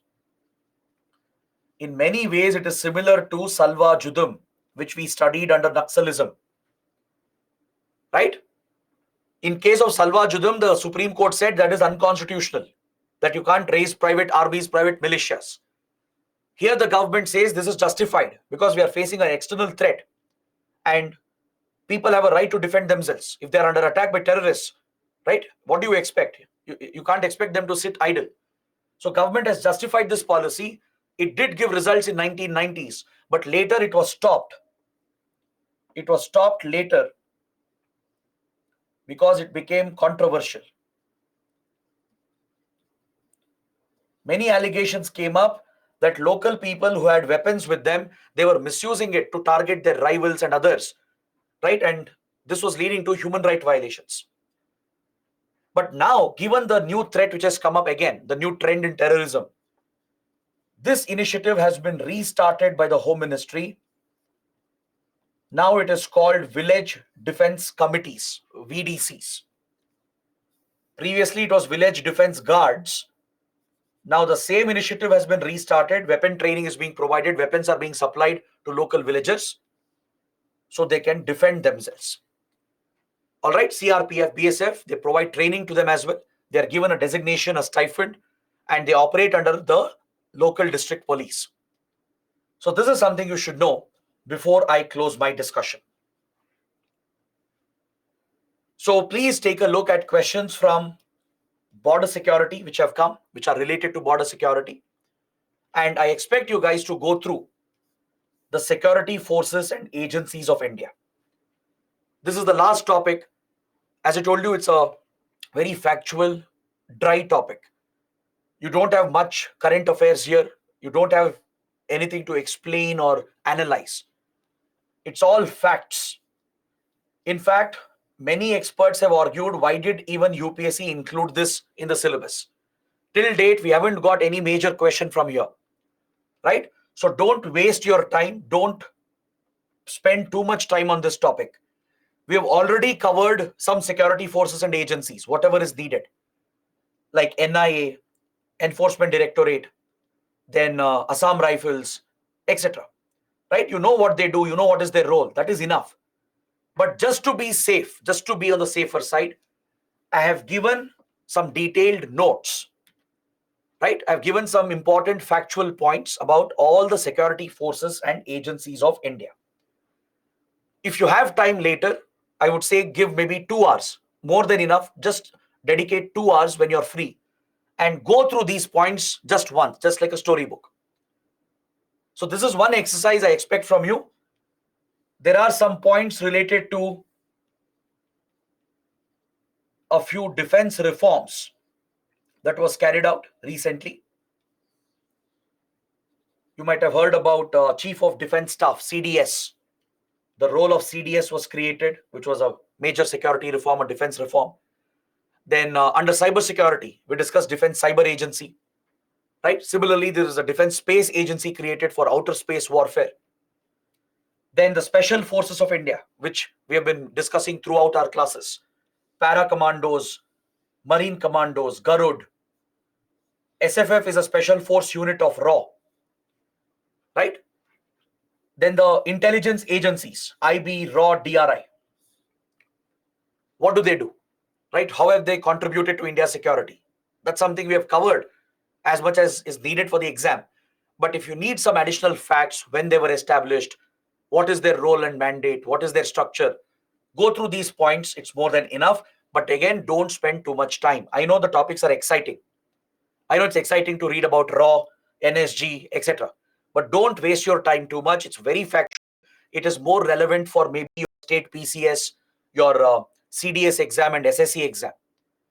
UPSC, even though it has added, it still hasn't given priority to this. So don't neglect it. Whatever needed, I've discussed in class. Just go through the points once, give some 2 hours to it. It's more than enough. Central Investigating Law Enforcement Agencies, NIA, ED, NCB, Narcotics Control Bureau, etc.